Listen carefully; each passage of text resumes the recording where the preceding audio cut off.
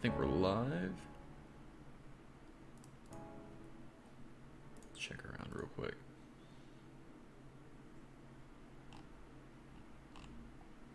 Oh yeah, we're live. Cool, cool, cool.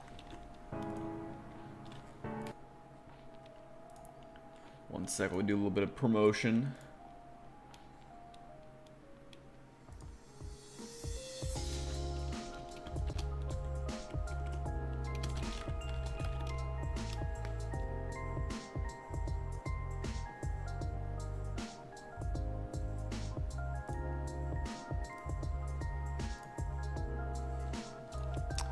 Alrighty. So what's up, gang? If you're watching the VOD, no one's in the chat yet, but for anyone who's watching the VOD, this stream is mainly just because I wanted a chance to talk with people after the video I made yesterday, kind of talking about what I wanted to do going forward.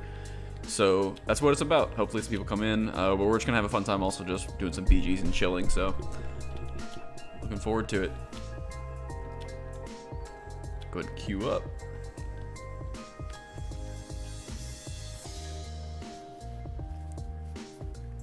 Yo, mate, love your videos. Oh, thank you, man. Appreciate that a lot. Since you're the first one in here, if you could do me a favor and just let me know how the audio levels are while we're waiting for the first game.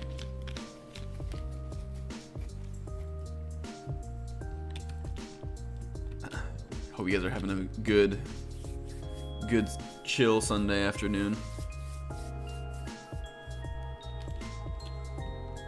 While we do the best part of PvP and wait for the battlegrounds to catch up to us. All good? Awesome. Love to hear it. That was quick, man. How's your Sunday going, my dude? Audio's great. Love to hear it. We just out here vibing.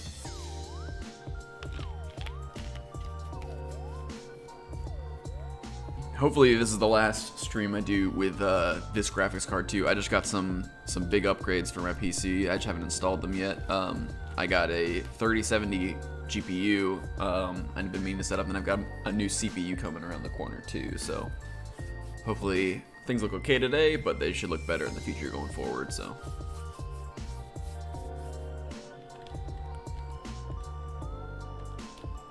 Oh, the battleground queue. Did some vet dungeons and now you're chilling. Awesome. Getting some plunder skulls. What's everyone's go-to plunder skull route? I've been doing some dragons just because they're pretty easy, but I'm curious. I guess probably normal dungeons is probably the best way to do it if you just want to get a ton of skulls.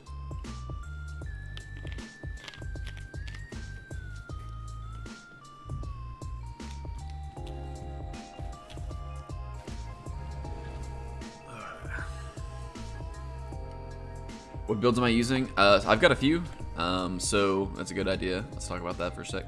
So for the PvP build, I haven't updated mine in a bit, but I'm using Daedric Trickery, Earth Gore, and Spell Power Cure. Actually, I need to upgrade my ring.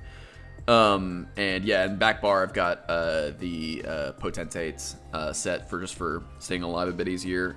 That's for my PvP build. For my PvE build, if I'm doing DPS, I've got, sorry, the Hoondings, you can ignore that, that's for leveling companions.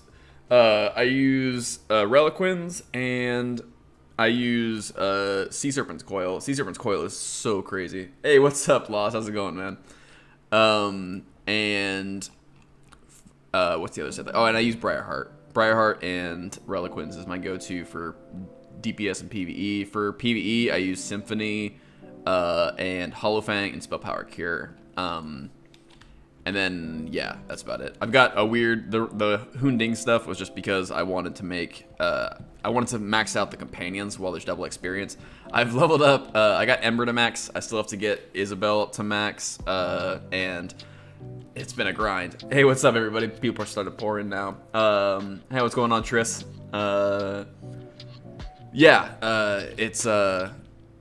It's a lot. But so anyway, I was trying to level up companions with double experience, and the grind for companions is so long. Like it's even with double experience and popping the grand experience scroll, and I made all this gear with training on it, and it's just a lot. Like there's so much. It still takes like 3 hours or so of just mindlessly doing public dungeons. It takes forever. Hey, what's up, Zombie Jesus? How's it going? Hope you guys are all having a big chill Sunday. As I mentioned before, a lot of people started showing up. I just wanted to stream today to get a chance to kind of talk with people after the video yesterday and just kind of see where people are at, if anyone had questions about anything going forward. Again, I'm still going to be doing ESO content into the future. It's just going to be less of it, and it's going to be a lot more usually entertainment focused, if anything, less obligatory guides that I'm just making for the sake of making them. So just want to get a chance to talk with you guys. Hopefully we get a Battleground pop here soon. This is always the worst part of BGs, is waiting. Once you miss the train, you're sitting out for a bit, so...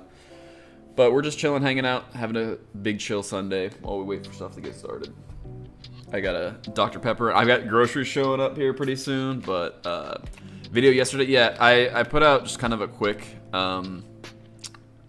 just kind of channel update where I want to lean more into variety, and I want to lean more into doing the entertainment side of things. A lot of my content that I want to do is just kind of Discord highlights with friends. So, that was basically what I put out a video about that, and like I said, I in the video, if people want to stick around for that, great, I appreciate it, and then if people want to leave because they signed up mainly for ESO content, I totally understand. But if they expand the companion level to 50, that would be a nightmare. I don't really know why. The grind could definitely be lower. I get why it's there, but companions offer so little. I mean, like, they don't do much of anything. They're kind of, I like companions. I like companions because I like having the little extra bit of chatter, kind of just like while you're out doing stuff and having them around.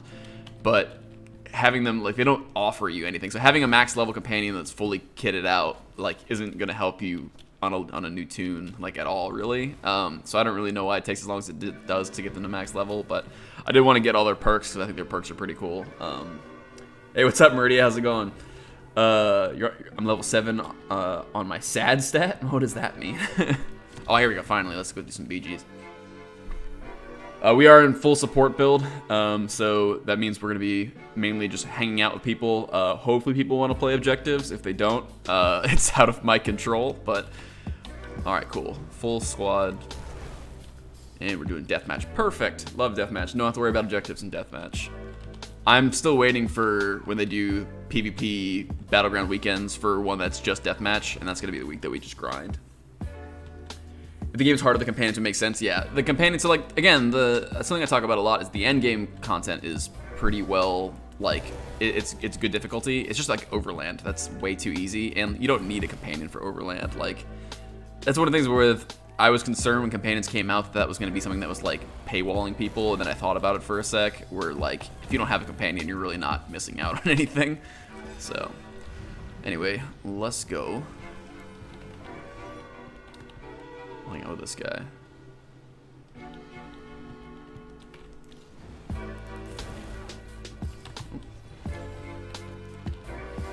PvP in this game is so fun, especially, I think it's partly just because being a healer is really nice. It just becomes this like zen state thing where you can just kind of manage bars and not have to worry about anything. I can turn my brain off and just talk about stuff while I'm doing PvP. Let's try to keep people up.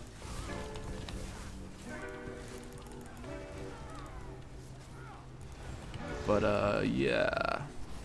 But yeah, if anyone has questions about stuff going on with the channel direction or whatever, hit me up. That's the main reason we've got. Oh, I don't have potion slotted. There we go. And it's just, yeah, healing in PvP is just about managing your different bars, making sure you don't run out of magicka, weaving in heavy attacks, and keeping people up. This is going to be a slow one, it looks like, but that's fine. I prefer this. The current meta is so much nicer than when Oaken Soul was absolutely broken and people just exploded everywhere. It looks like we've got potentially more than one healer here.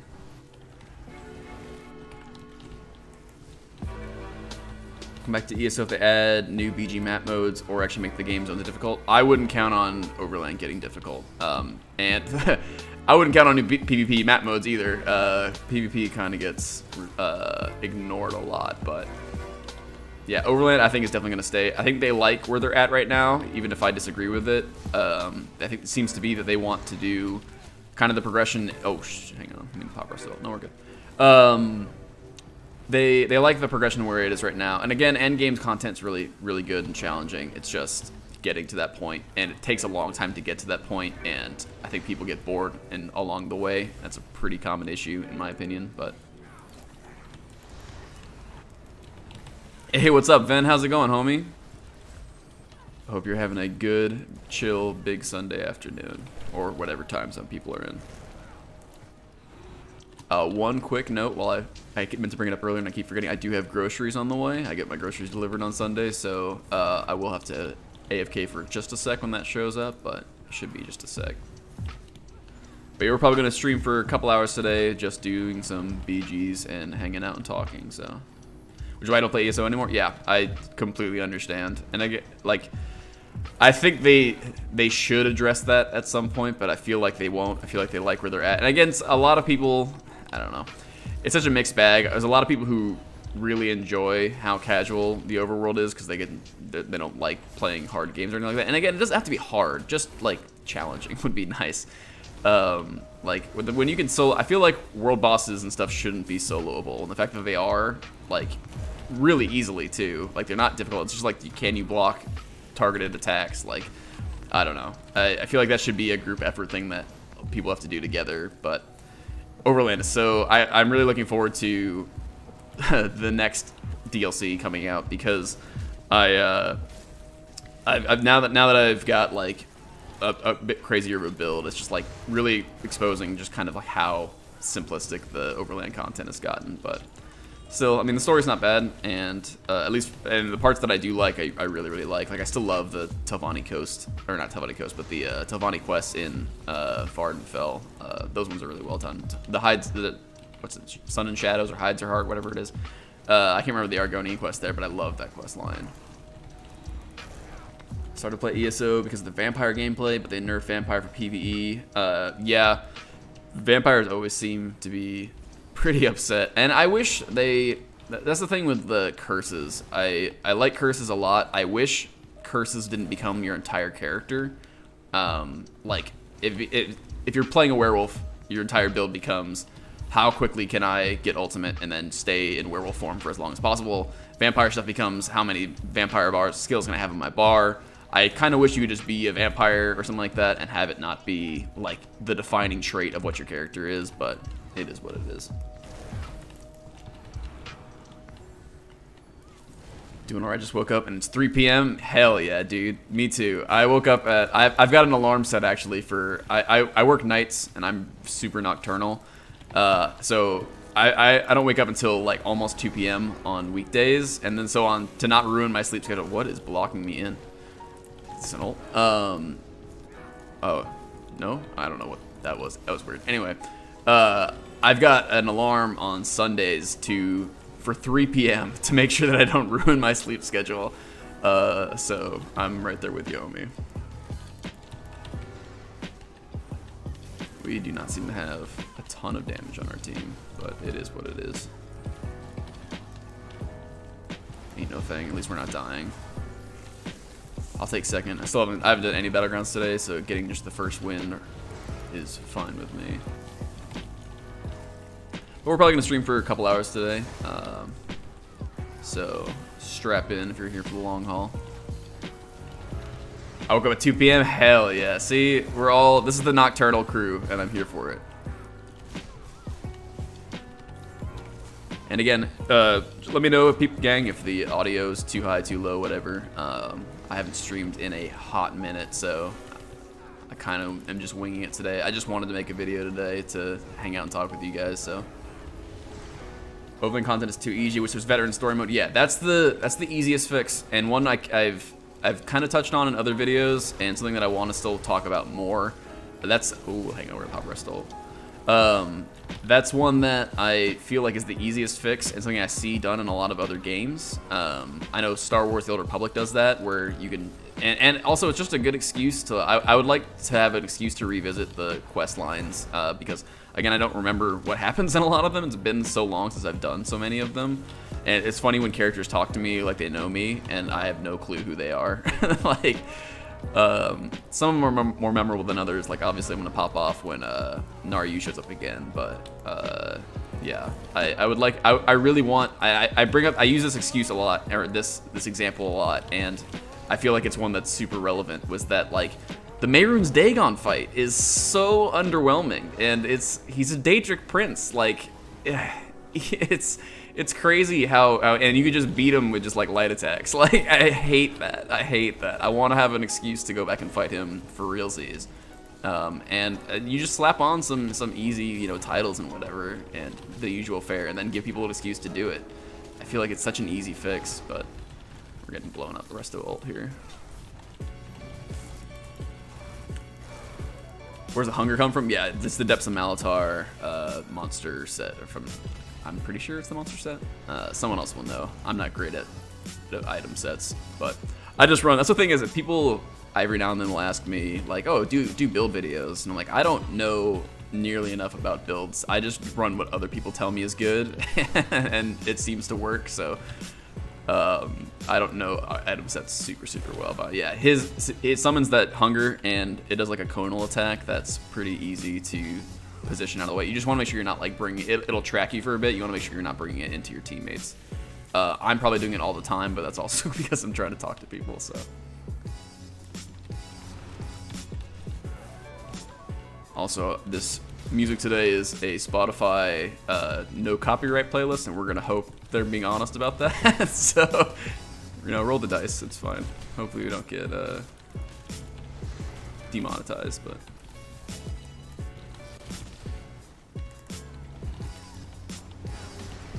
oh yeah, I like no sustain issues today. Today it's been one match, not even one, but. This one's gonna go to time. This is there's like no DPS on like any side right now. This has been such a low scoring match. Oh, we dropped in the third, I didn't even notice. Hunger to the Defiler set from Overworld? Maybe. I swore it was a monster set. But again, I'm probably wrong, I don't run it. Somebody will know.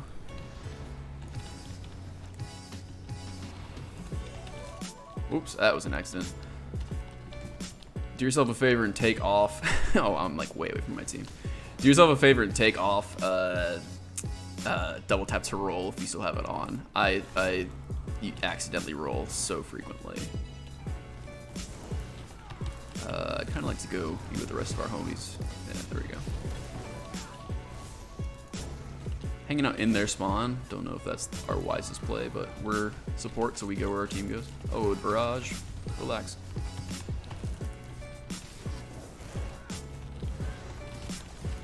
We got Resta ult, we can heavy attack for a bit, get some resources back. Combustion, yeah, we definitely have multiple healers.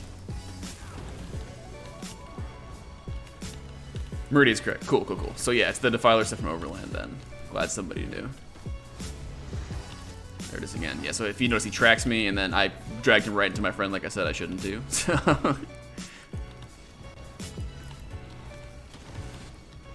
but yeah, it's just a big conal attack.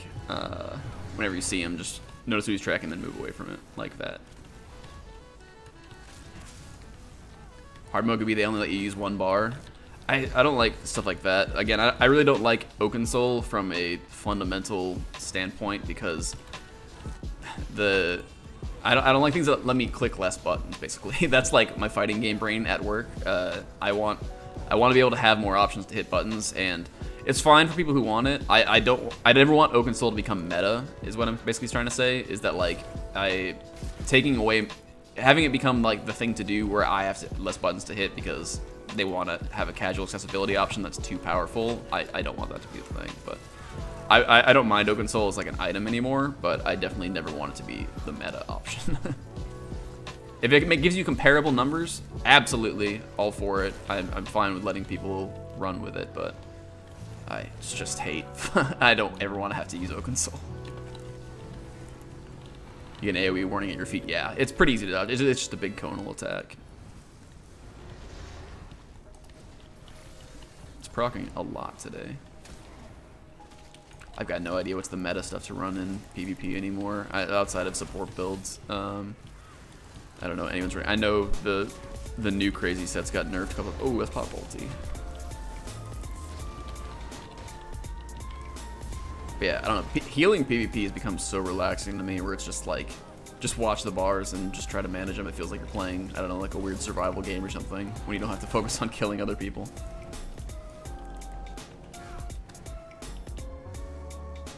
They disable 5 people bonuses. Yeah, so that's something I talked about in my leagues video. I really like, ESO has got so many item sets, and I feel like that's such a cool thing that it has going for it.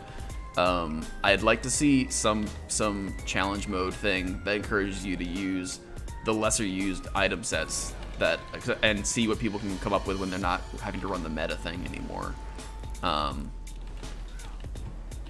I would really like, again, oh shoot, oh no, I missed, that was my bad. I think it's like the first person who's died all game. Yeah, that's partially because I just love that. I always use the example of that sweet roll set that lets you spawn sweet rolls to heal people or whatever it does. That set is so goofy, and I think it's so neat. I love weird out there sets like that. I think they're super cool. Would BGs had 10v10? If it's 10v10v10, you're keeping the same like 3-team dynamic. That'd be pretty wild. I don't know how well ESO's servers could handle that. I guess Cyrodiil already struggles so much. If it was 10v10 flat out, like 2 teams, yeah, that would be pretty tight. I don't really know where I stand. Oh, I'm not launching my Magicka. I don't really know where I stand on the 3v3, or sorry, the 3-team setup for PvP. It's interesting. It feels like you end up losing more games than you win because of the fact that just the odds are lower that you're gonna have a team that's gonna win. It's basically a coin flip, right? When it's 2 teams, but it becomes 33, 33, 33. So you lose a lot more than you win, and I feel like that probably creates bad feelings for people. But I still really like it in dynamic. When people actually play it right, and like actually don't just try to kill each other the whole game, and they try to play strategically and actually go after the team that's in the lead. Oh, there's the 1-minute warning. I knew we'd go to time. There's just no way. No one's dying this game. When people play it right, it feels tactically really fun. So I do like it. I just feel like it probably, I don't know. I'd have to ask. I mean, obviously the PvP, the PvP community, the people who like it really like it. So I guess it's working. But I feel like I don't know how good it is at bringing in new players when every single game it feels like you're losing. That guy got knocked off the side. That one's not on me. You love the 3-team setup, too many MMOs of 2 teams. Yeah, it's definitely different and unique, and I like it. I just don't know how much other people who aren't used to it like it, but I don't know. It'd be an interesting poll. I feel like most people who play this game don't like PvP, and that's fine. And that part of that is just people don't like PvP. They just want to do the PvE side of things, which I get, but all right, cool. Damn, that was a high-scoring game, though. I usually get first, even if we lose horribly, but that's 3,000 points, 5,000 across the board. Oh. Wow. Cool. Hopefully we don't miss the pop for the next one and have to sit on the shores for 20 minutes. I hope things look okay. I know when the spell effects get flying, oh, we had like 3 people die that game. Still, when the spell effects get flying, ESO like chokes and dies on streaming performance. So, but like I said at the start, I've got a new graphics card looking at me from the corner. I'm just waiting for the CPU to show up, and then that should help out a lot. Oh, don't tell me we missed the queue, because I was talking and looking at leaderboards like an idiot. It sucks. It's true. For WoW, you can usually tell if you win or lose the BG within a good 2-3 minutes of. Yeah, that's true. I did WoW PvP for a really long time, particularly in Legion. Was that it? Was that the name of the expansion? I don't remember anymore. WoW is like such a dead game to my brain now. I did PvP in WoW for a really long time. PvP in WoW is really interesting because the game modes are so varied. I really like Alteric Valley just because of the fact that it combines PvE and PvP. So for those who aren't familiar with it, it's basically like a huge map with like, I think it's 45 versus 45, and you have to like kill the enemy team's generals. So there becomes this weird like defense. Excuse me, I'm drinking Dr. Pepper. There's this weird like defense and offense strategies you have to keep in mind, and whether or not you're gonna stick around and defend your generals and whatnot. So it usually just becomes a Zerg, and everyone just tries to race the other side. But when people play it well, there's people defending generals and whatnot. I can't believe we missed the Q pop just because I was looking at scoreboards. It is what it is. But anyway, ever thought of trying Cyrodiil? Maybe. Like, if I do, I have one. My Gatherer character is an Aldmeri Dominion character. If I do, I'll probably pop on him and see about making him a PvP build as my Khajiit Nightblade. And I might join it for one of the PvP Zerg Knights with Artea's guild. But, I don't know. Cyrodiil is it's so whack to me. Like, again, I come from a fighting game background. I want things to be as even as possible, and I want, so Cyrodiil being, like, just this huge Zerg, and, like, a lot of it coming down to, who it seems to me, at least, again, someone who hasn't done it, it seems to me like it comes down to who's got more people there, which, sure, like, that's AD, let's go. Alright, you're a channel member, so I'll let that slide, but, no. But yeah, no, if I do, I've thought about it just because I want to, again, a lot of making content for the channel, what meant trying new things, and I never used to PvP before I made content. Like, my PvP rank's still pretty low. Yeah, we're ranked 26, almost 27. So it's still super low. So I never PvP'd before making content for the channel, but I love PvP now. It's my favorite element of the game. So who knows? Maybe Cyrodiil is the best thing ever, and I just don't know it yet. But analytically looking at it, I really don't like the idea of Cyrodiil. And I'm glad it's there for people who do like it, but yeah, I'm not a fan at a glance. But who knows? I'll try it sometime. I'll just have to get my Nightblade set up with an actual decent PvP build, and we'll make it happen. AD. Oh, God. I forget most of my subs come from Artea, so this is to be expected, but, you know, I really don't care about the Alliance War. I just really don't like AD, and that's what it comes down to. Like, the Telvanni aren't part of or not House, but Telvanni aren't part of the Ebonheart Pact, but I play Ebonheart Pact just because that's where the Dark Elves are. But so I don't really care about Ebonheart Pact. I just really hate AD. So, and that's the thing, for the Queen, for the Glorious Queen, all that nonsense. That's the thing, is AD's only popular because people simp for their faction leader. Like, that's what it comes down to. No one cares that AD is ruled by the almighty High Elves, and it believes in elven supremacy and all this nonsense. Everyone only likes it because Queen Iren is hot. That's all it comes down to.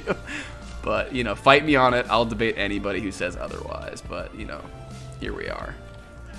EP toxic? What? In what? AD toxic? That's the only. No one cares. First off, let's get this out of the way. No one cares about Daggerfall Covenant. Like, that's the one nobody cares about. But yeah, no, EP, EP,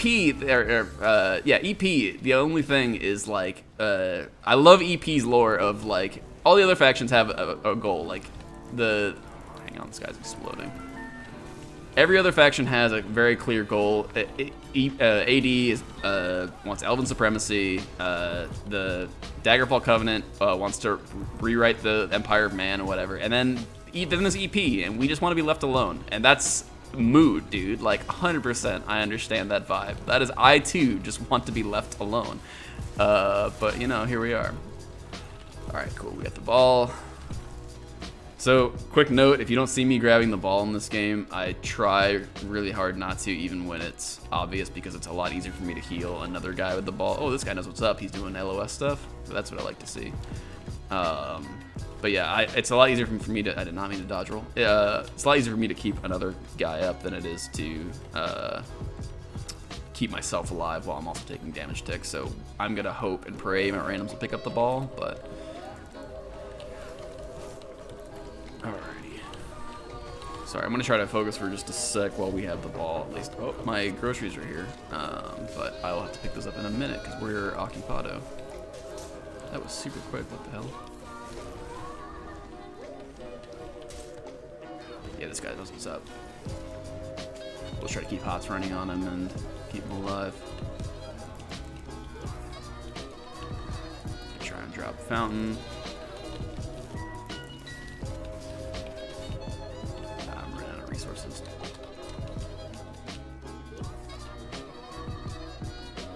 Homie's booking it, man. I can't even keep up with him. Oh. Hang tight. 1 sec. Someone's knocking on my door a bunch. So I'll be right back, chat.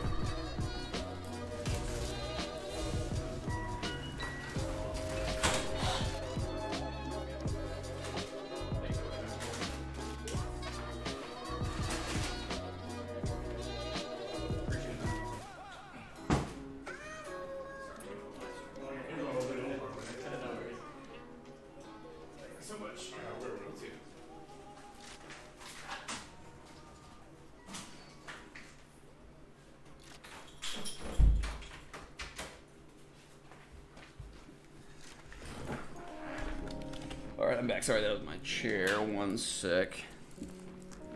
Sorry about that. Usually people just leave my groceries at the door and leave, but that guy wanted to hang out, but that's fine. I appreciate the dedication, but we're back. I see we lost the ball in the time that I was gone. Understandable.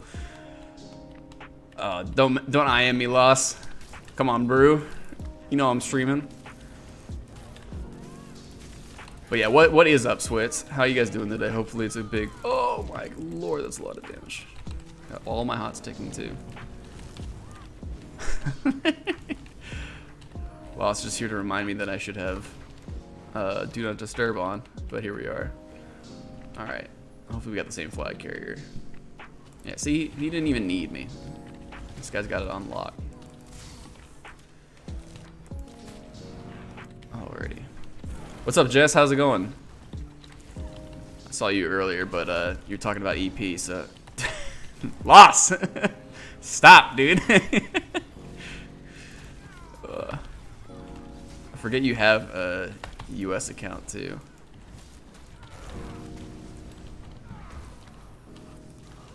I've not been throwing out combustion like I should be.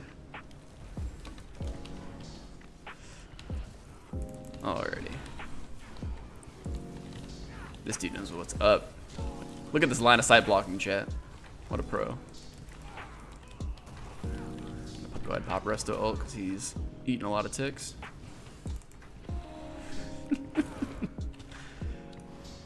Alright. Thanks, Loss. Appreciate it, homie. He's about to drop. Yeah. I tried to grab it just to see if we could, but it's fine. Gives us a chance to get mana back. We got a hearty lead because this dude's a pro. Not all AD are simps. Debate me. Listen, you guys say what you want. I know the truth. It's been revealed to me in a dream. Where are the homies at? This song's whack. Ooh.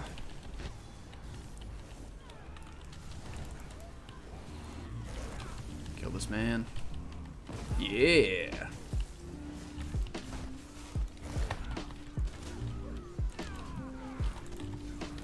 Alright, come on, get it. Almost got him. Thinking about getting a Steam Deck? I love my Steam Deck. In fact, it's been really... I'll tell you a story about a Steam Deck with my friend. So I just got mine set up with the dock, and I love my Steam Deck. It runs everything. It's crazy. But a buddy of mine, his computer just died, and Guilty Gear is what we're playing right now because it just got rollback. And it's like we've been waiting for rollback for this game forever. Like, come on. Anyway, we've been waiting for rollback for this game to improve the net play forever. And so he was like super disappointed when his computer's up and died on him, like the first couple days into the set. And he's been, damn it, Lost. He threw me off my train of thought. Anyway, he got a Steam Deck set up, and he's like, I'll just try to see if I can play online with this thing while we're waiting for my PC to get fixed, and it worked perfectly. And so just having that backup PC for him worked out great because he didn't miss out on playing. Damn, that guy exploded. Oh, we're gonna lose this one too. Where the homies at? But yeah, no, Steam Deck. I I just recently did a trip to California, and I played Metal Gear 5. Get the ball, lol. Great plan, dude. I played MGS5 like the whole flight over. And I bought a battery pack. The one thing you have to be aware of is the battery life's not fantastic, but it's so nice just having a portable PC like that. And it's surprisingly powerful. And one of the big things about it is Valve basically said like they're making that at cost to sell games on it on. Oh, I'm about to explode. So there's going to be a lot of competitors, I'm pretty sure. But I feel like for the money for value is going to be there we go. Cool. We have the ball. Oh, there's a chance if we can keep this guy alive at the last second too. Anyway, there's gonna be a lot of competitors, but I feel like money for value Steam Deck's gonna be tough to beat for a very long time. So I love mine. Stormlord struggle in this match. Yeah, I mean, there's a point where like it seems like sometimes teams just like accept that they're not gonna win and just start trying to get kills so they can show off on the leaderboards with their KDR. But that's definitely a case for them, and we'll definitely be in that shoe at some point today because we're at the mercy of what the game wants to give us for random. So fortunately, we've got a team where we've got a bomb-ass ball carrier who's pretty tight, but see if we can keep him alive through this. We got rest of ult as an emergency when we need it, but not the round combustion. Oh, let's pop it right now. Speaking of. Gonna focus for the last couple seconds here, chat. See if we can't squeak out a win. Just keep this guy alive. Wah.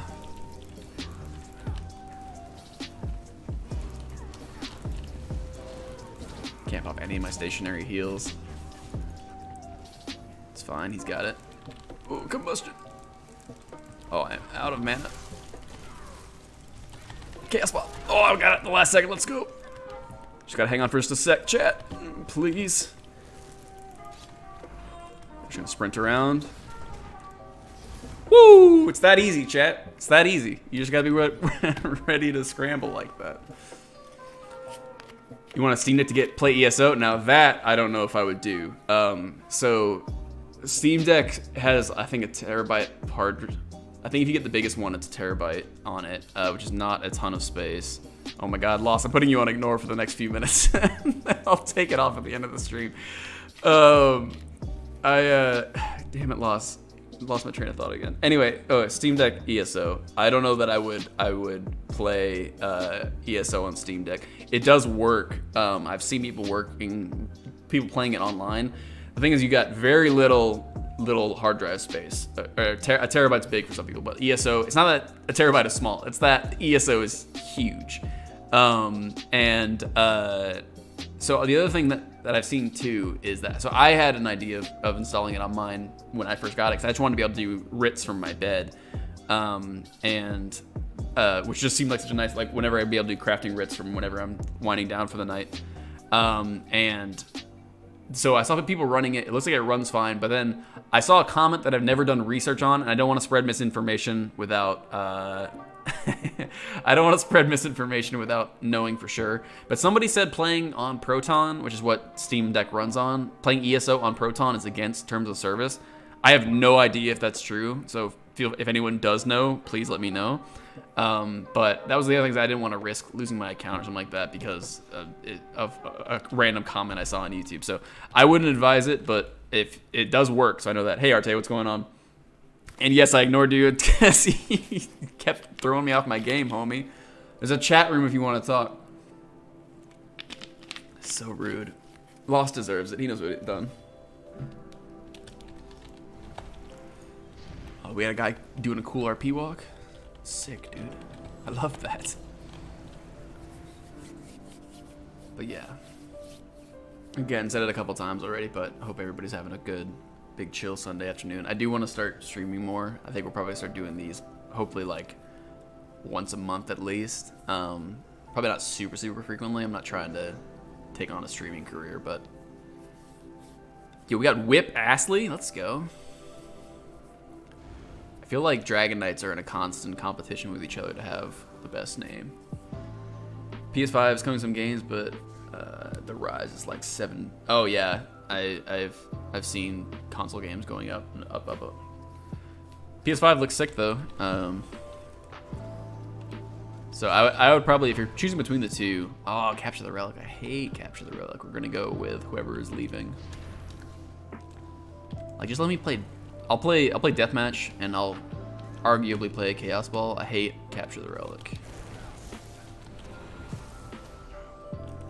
This one always just feels like such a toss-up. It's like, again, I like when the one good thing about ESO PvP is the varied game modes do lead to like having different team comps and build types benefits different people. So, you know, if you have Capture the Relic and you've got a team of 3 healers, that's actually great because your ball carrier can just never die. But like, Capture the Relic is one where it feels like so much of this just comes down to like who can sneak in wins, and I don't know. It feels like the least PvP of the PvP game modes.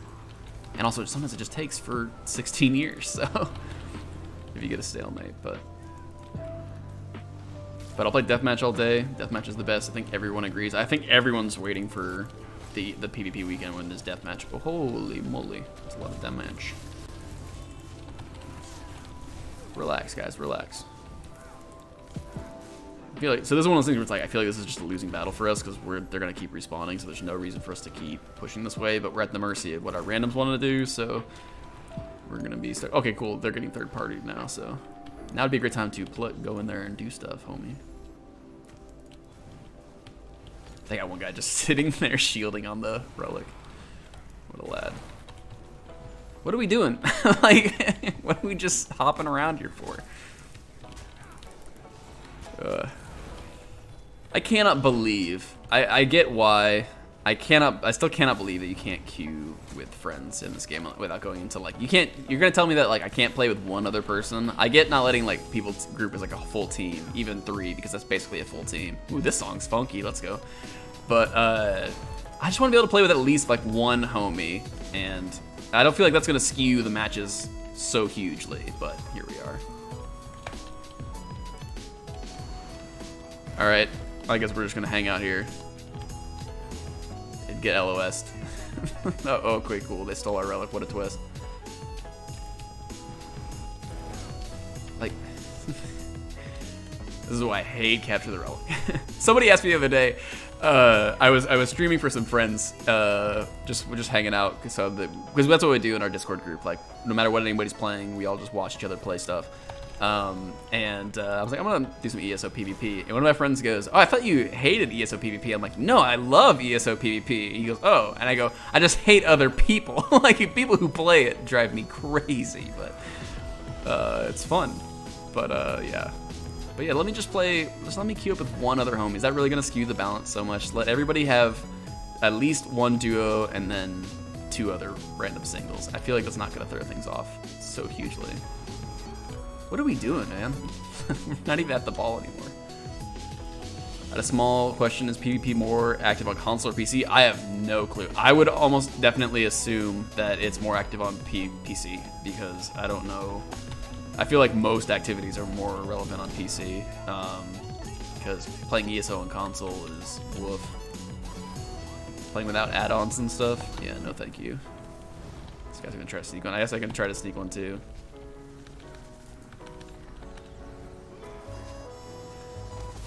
But like, this is what I'm talking about. Like, oh, they captured it right before. That actually worked out for us because we might get the score now. But this is what I'm talking about. Like, that was me doing rat tactics to steal a relic capture. Like, that doesn't scream PvP to me, but to each their own.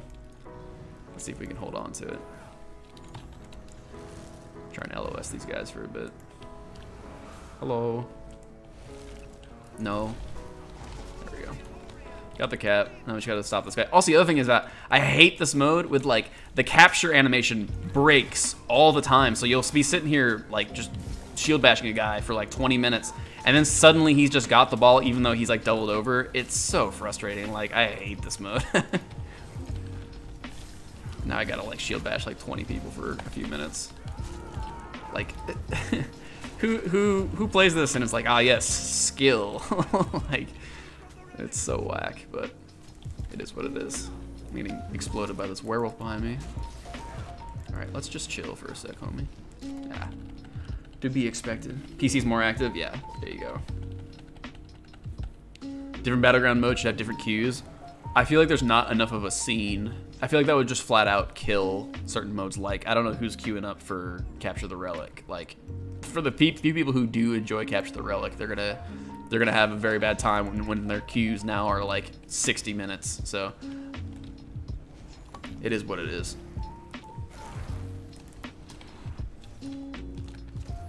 And again, I feel like they're trying to address that somewhat with these like battleground weekends. The thing with the battleground weekends, oh my god, there's no saving that guy. The thing with the battleground weekends is like it needs to be optional. Like having, okay, everyone's just detonating today. Me too. Play carrier. I wasn't paying any attention. Yeah, that being forced to play like when Capture the Relic weekend comes on, I feel like I'm just gonna pass on PvP for that weekend. Like, I'm just not gonna do it, and not being able to opt out and just play random modes, even if I occasionally get to Capture the Relic, I feel bad. They'll play a handful of PvP on console. So with the queue times with PC, I've noticed is it seems like there's basically like only like 2 games going at a time, and the people who are in them seem to like re-queue right away. So you're basically just waiting for a chance at one of those 2 games. Where are we going, dude? No one's groups, and no one's trying to do anything, so we're just dying alone in the dark. And I'm exploding. But yeah, it seems like you're just trying to catch the train of like the 2 games that are going on at the time. And when you miss out, so if anyone missed the start of the stream, it was very riveting. Me standing on a beach for 5 minutes while I wait for the queue to pop. But then once you get that first queue to pop, you're basically just in it. As long as you keep hitting rematch right away, you keep getting games. So I have no idea if it's the same on console, but where are we going? I don't think they know either.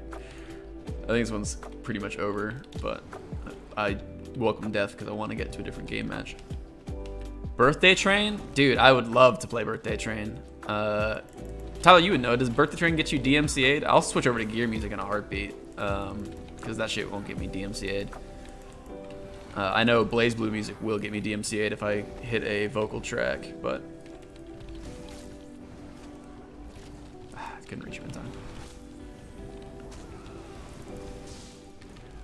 I've just got some chill lo-fi going because it seems like good appropriate stream music, but maybe I won't do gear because like I'm suddenly heavy metal, but I do like Birthday Train. In fact, we may see if we can queue it up just for that one song and then swap it after this. Oh no, they have all the relics. What a tragedy has befallen us. That's a lot of text lost. I'm not reading it.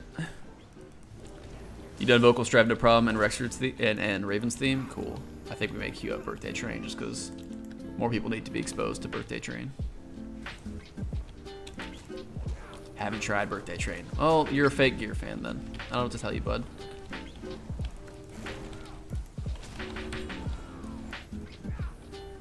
Please, Pit Demons, capture one more relic. I beg of you. Why are we still trying to score? Who cares, man? Just get kills. Oh, I'm on the wrong bar.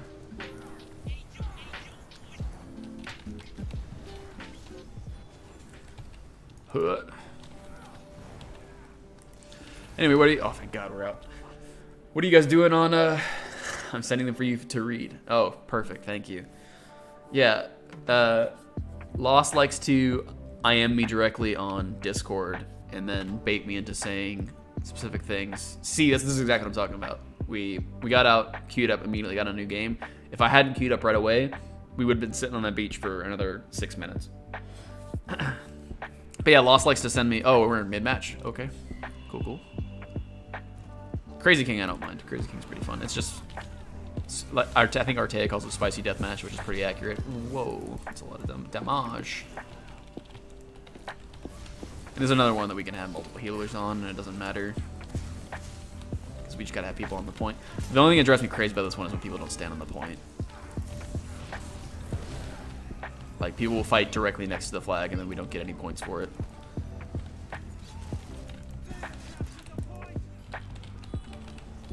True Smash player through and through.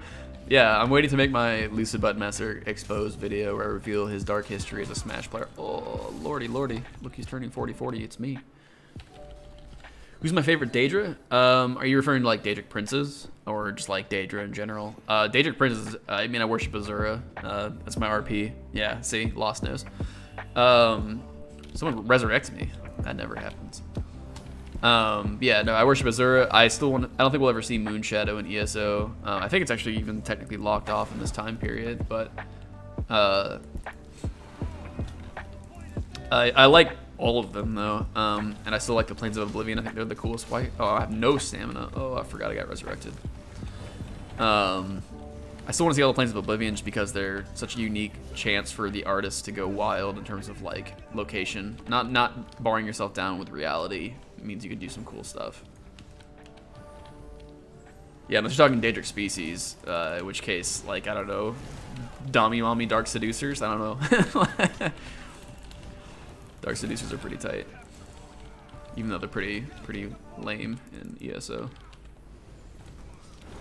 I hope we see the Isles soon. I know a lot of people want new content, new places we haven't been to before, but I love the Shivering Isles. It's such a good expansion. I'm thinking for my birthday this year. My birthday's not that far off. I think we're gonna stream some regular Elder Scrolls games. I don't know if I'm gonna do Morrowind or Oblivion or what, but I think it's what we're gonna do. It's in January, so keep it on your calendars. Oh, come on.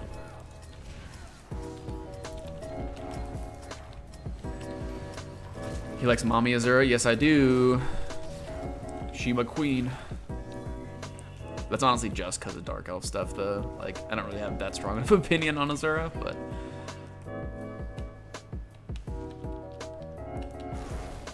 Let's go, homie.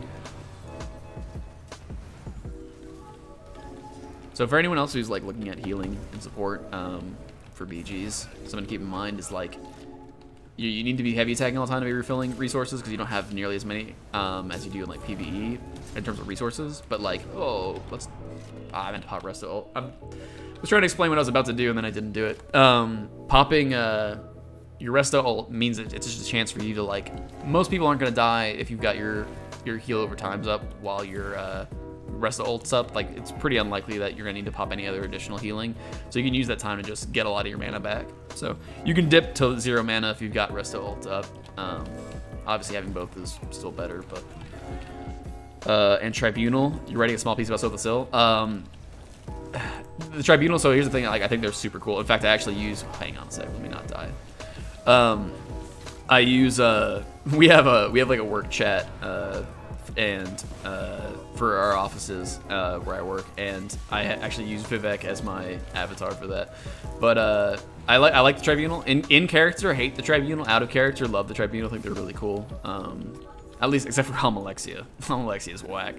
But Soth the Sill is really cool. I'm so glad we got to meet Soth the Sill in this game. That was always, like, one of the things where it's like, if you feel kind of robbed of him, because he's so cool in Morrowind, like, the background for him, but you never get to, like, talk to him, because, spoiler alert, he's dead.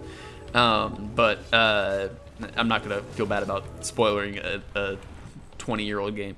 So that was one of the things that, like, I really liked about ESO was getting to meet Soth the Sill because he's such a neat character.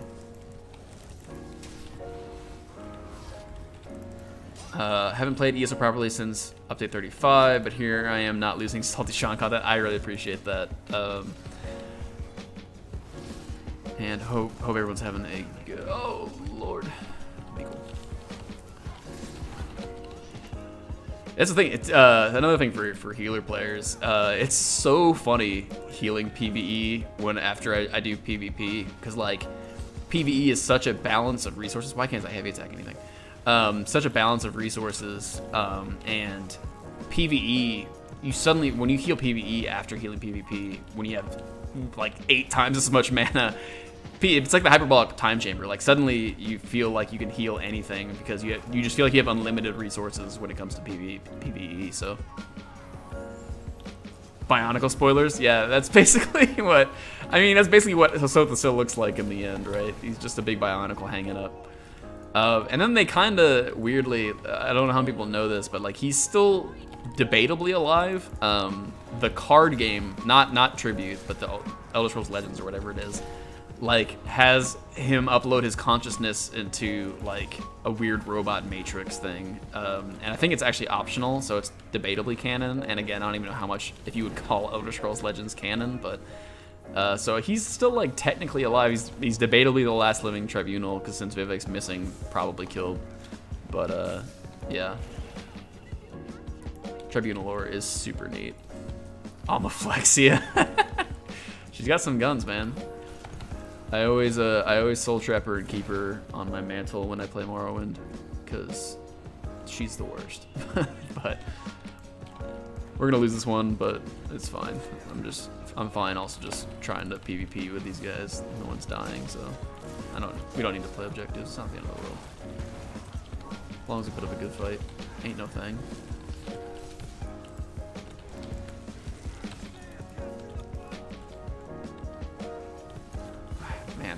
Targeting has felt really weird lately. I swear I'm targeting people for heavy attacks and it's just not going off. It do be though. In my coda, he's alive. I mean, that's what Kirkbride would want. Kirkbride's writing philosophy is really cool. Even if I don't always agree with everything he does. Like, I feel like I talk about this every stream, and I probably have, but like,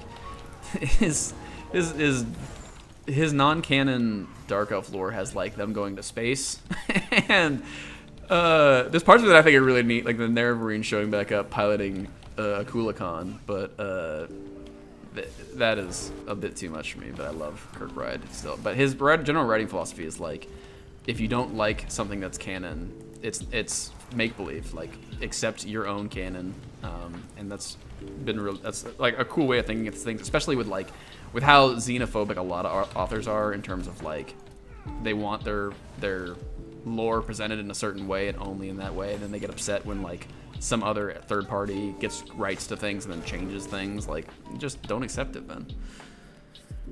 But yeah, the Dark Elves going to space is a perfect example of something that's great. I don't accept that. So, but it is what it is. All right, let's queue up again. Did we get 5? No, we're at 4. Keep an eye on quest. Do I still have a tort active? No, I don't. Let's pop another one of those. Anyone who doesn't know, I didn't know about these for a really long time. The Colovian war torts are like absurdly cheap, and they give you extra alliance points. I feel like that's something that like a lot of PvP players don't know about. I wish I had known about sooner. Getting extra experience or battle PvP experience, whatever you want to call it, alliance points, definitely worth looking into. And they're like dirt cheap. A lot of people give them away during events just to be nice. I remember Artea doing that for a bunch of guild people. But what are we doing? Chaos Ball? Chaos Ball's fine.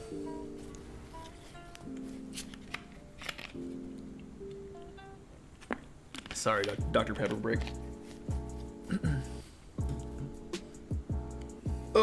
Anyway, what are you guys doing today? Big chillin'?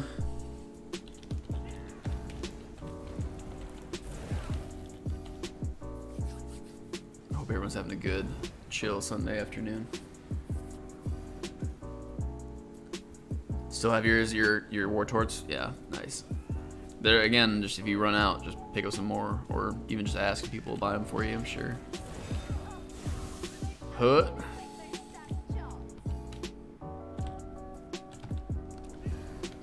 Nope. Okay. Taking a long way. I wish Bethesda remade Morrowind, but with all their unused ideas with all of Morrowind. I feel like Morrowind being remade is, I don't trust modern day Bethesda super hard.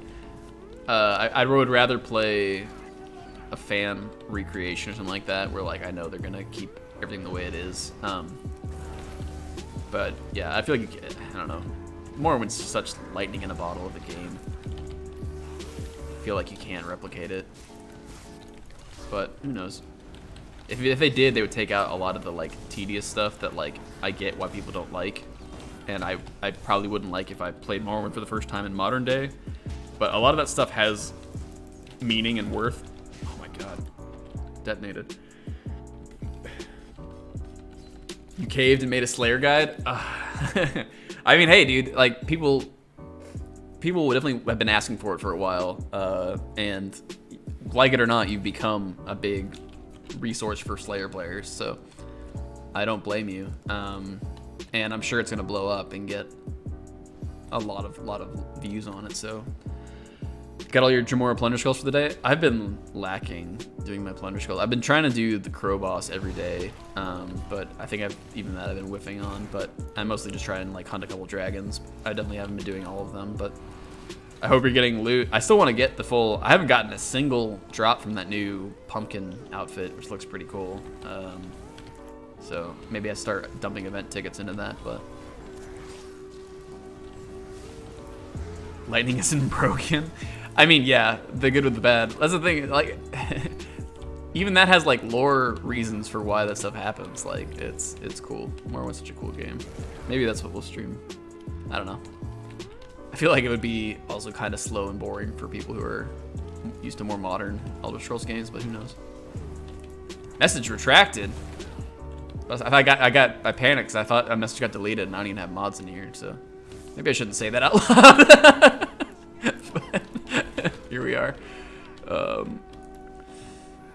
Time to uneducate people on blocking. I mean, that's the Slayer way, dude. Slayer players don't block. They never block. Gotten like 4 of the new style pages? Hell yeah, dude. Stoked for you. It's a cool looking outfit, man. Even though I don't have a character to wear them on, but I just want Bethesda to hire better writers. Yeah, and that's the thing is, like, the more modern ones have gone. Are we gonna grab that? No, okay, cool. Never mind.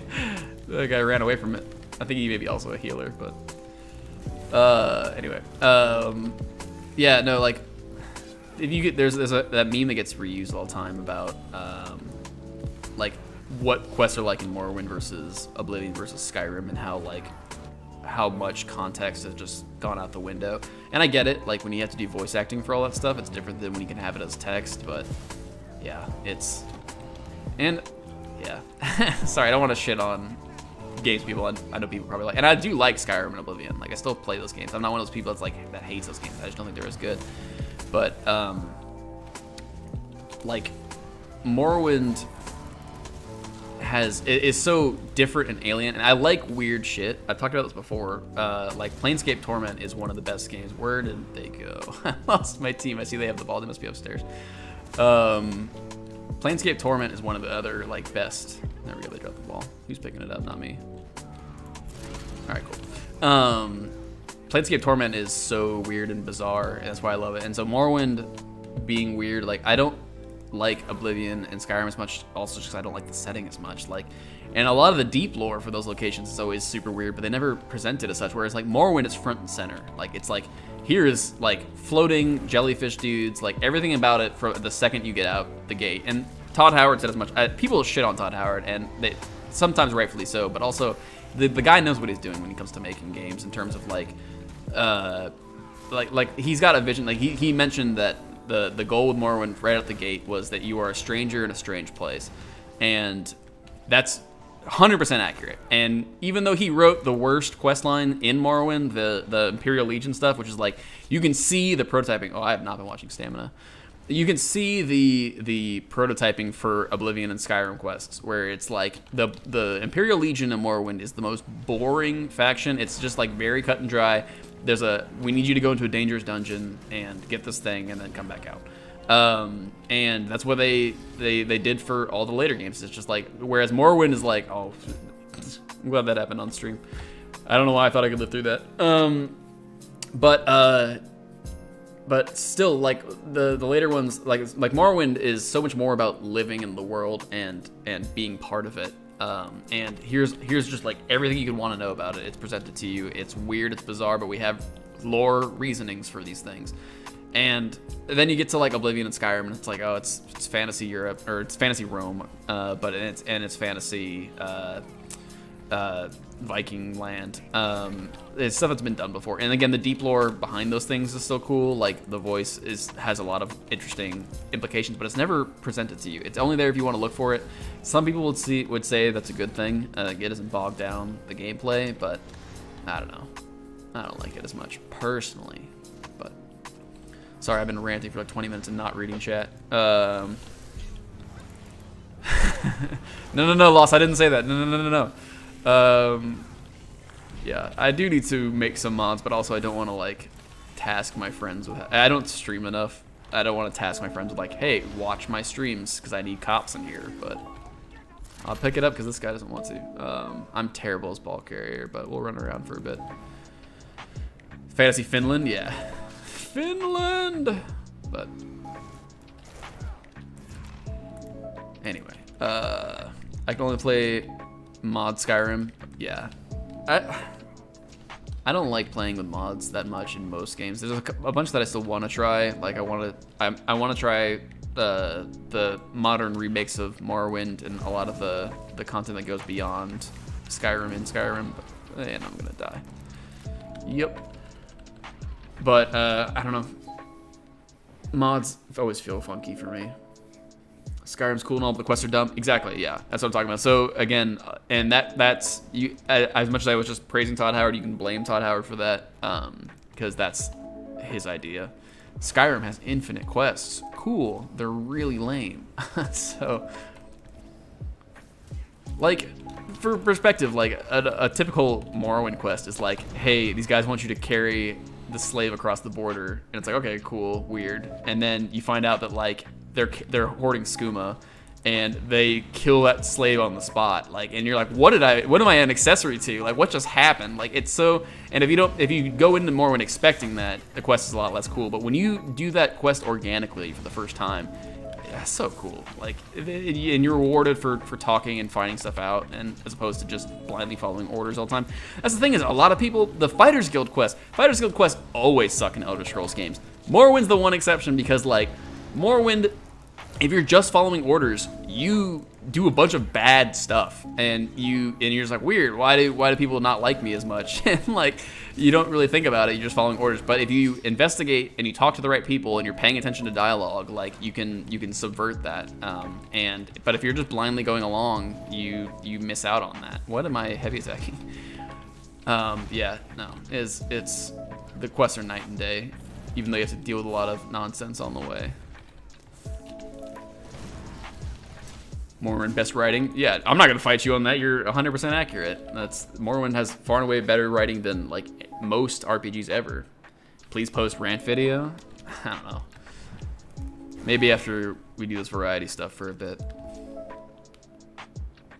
I do still want to talk a lot of stuff about just Elder Scrolls in general, but and again, I mentioned it before. Like one of the ideas I have is I want to do just a video just talking about. There's so many lore channels out there already. I don't want to do lore just because there's people doing it already and doing it better. But I do want to just talk about like stuff I think is cool, and I feel like having passion and just talking passionately about something that you care about is worth watching. So I want to make a video just talking about why I think Dark Elves are the coolest race in any fantasy setting, because Morrowind Dark Elves are that cool. Yeah, be salty. What's your favorite location in ESO? I think Vardenfell is gorgeous, and even that's the easy answer, but that's not going to be. I've mentioned it before, and I feel like a broken record talking about this, but Fargrave exceeded every expectation that I had for it. Fargrave is so cool. The deep lore is neat. There's so much of that city to explore and look around with, and it's a new. I got to turn in my PvP quest. There's so much, like, when it comes to making new zones, I don't generally trust ZOS. Like, look at I gotta pick up a new one. Like, look at like High Isle is a total miss for me, and I feel like that's the case for a lot of people. High Isle is visually very pretty, but there's like no substance there. Like it's such a boring zone. Like the sunflower motif and stuff is gorgeous, and I constantly do thumbnails and stuff there for that reason. But the background lore and what's going on there is so boring. Who cares? The Ascendant Order is such a people want to join the Ascendant Order. Like people like their whole message seems good. Like, yeah, they're killing people, but also eat the rich. Like, a lot of people identify with that. So it's such a tone deaf, not at all like accurate. Like, it's just a boring zone. So I don't trust ZOS to make a lot of new stuff. I like better when they pull from existing zones that have like background lore. Fargrave is the exception. Fargrave is so cool. When they first announced it, I was like, Fargrave's gonna be whack. That zone, they're gonna try and tie in Daedric stuff, and I'm gonna be upset because it's not what I want. No, Fargrave, I was dead wrong. Fargrave's awesome. And the only thing that it sucks for it is the Plaza of Portals. I talked about this before. The Plaza of Portals is so underwhelming right now with 2 really boring portals that both go into the Deadlands. But if the Plaza of Portals, again, my dream is that we get a lot more Daedric content, and the Plaza of Portals is lit up, leading to every zone.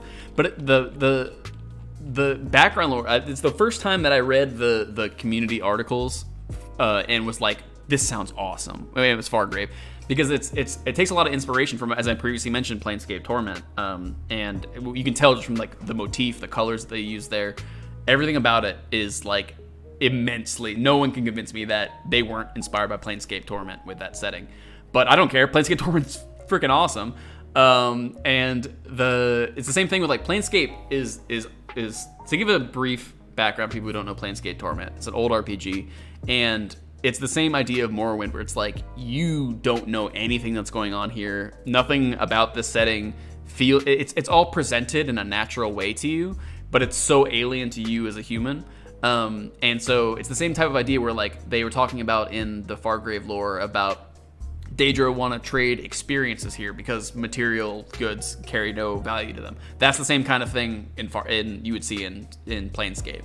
And so that's why I love that zone. I love Daedra. I like seeing Daedra walking around the city as citizens. There's a scamp outside it happens to me all the time when I'm like waiting to queue up for Battlegrounds. There's one scamp just outside the portal where you load in, and I always just like, well, I'm just walking around, just like everyone does it, where you just walk around light attacking and stuff all the time. I feel like people are pretty good about not doing it in cities anymore because you get attacked by guards. But when you see a scamp and you know that scamps are like aggressive all the time, I make the mistake of light attacking him all the time, and then I immediately get a bounty because I'm like, oh yeah, he's a citizen here, he's a dude, and that's so cool. Like I just love Fargrave. If anyone hasn't done it, there's this achievement you get for, and I love when Zos puts in small background achievements for just interacting with the world, but there's an achievement you can get for when you're in Fargrave. There's like one building has like 3 different Daedra who provide different experiences for you, and like one of them like turns you inside out, one of them like eats you, and then like I don't remember the specifics of it, but like anyway, you get an achievement for doing all of them, and it's like pretty gross and nauseating, but it's really cool, and just gives you an idea of like what the city is like. And that's why I bought I don't even think like the Ossia Ascentum or whatever it's called, the house there, the Ossia Ascentium, I don't think it's the coolest house in the game, but I was like, when they first introduced Fargrave and I got to go there, I'm like, I'm living in Fargrave. Like that's my RP for my character. He's a Fargrave resident. Everyone always tells me when the Telvanni house is on sale, and I appreciate that deeply because I think it's really cool that people feel like, hey, Sean needs to know about this. And for a while, that was going to be for my forever home. Like I'm going to wait for the Telvanni tower to go on sale, and now I've made my peace with it. I'm like, I want my RP to be that I live in Fargrave. Fargrave is so cool. So sorry, that was like a 20-minute rant for one question, and I've totally ignored chat since then. But remember the red year? No, I don't remember that. That didn't happen. As far as I'm concerned, we were all on holiday. Anyway, ignoring loss. Our song is gonna be the worst expansion. I haven't looked at the patch notes, so if I don't know, worst expansion. If it ruins like gameplay, that'll be the worst expansion. If it's the worst zone, I really like the chimeras that are walking around. I think those are really cool new enemies. I don't know how much I like.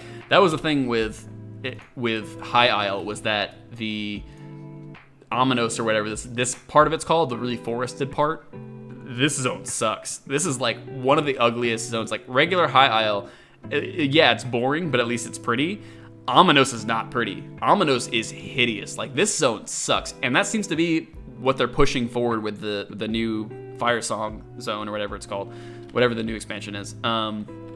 They're really doubling down on like the woodland motif, and I haven't seen it in person yet. I've only seen clips of other people playing it, so I'll hold reservations until I actually get a chance to look at it. But if it's more dense woodlands, yeah, I don't know how I feel about that expansion, but there's literally nothing there. That's the vibe that I get. Like there's Ominos had like nothing. It's like every now and then I'm like, I need to get a new thumbnail. Let's go to High IO. It's the newest zone. It's the prettiest. And I'm like, oh, I haven't done a thumbnail in Ominos yet. And I remember why, because Ominos is hideous. Like, it's such a bad zone. Like, it looks like a base game zone. It doesn't look like a DLC zone. I'm a big fan of Proudspire Mansion and Solitude. Yeah, that's a great house. I do like when a lot of people complain when they bring back old houses from other games, because like it doesn't really make a lot of sense that like this house is still around, you know, 1,000 years before Skyrim or whatever. But I don't know. I don't care. I like the nostalgia for it. I do hate that cities are the same. Like, the fact that Solitude is the exact same structure that it was 1,000 years ago, to the point where like even inns are in the same place. Like, that's when you lose me. Like, I can only suspend my disbelief so much. It's really bizarre. Oh, hi. Everyone picked this portal, huh? Alrighty. Almost forgot we were PvPing. We were in that queue for so long. What are you even playing? Playing Chaos Ball? Cool. Everyone's decided to go for kills instead of going for the ball? Cool. Welcome to PvP, folks. Enjoy your stay.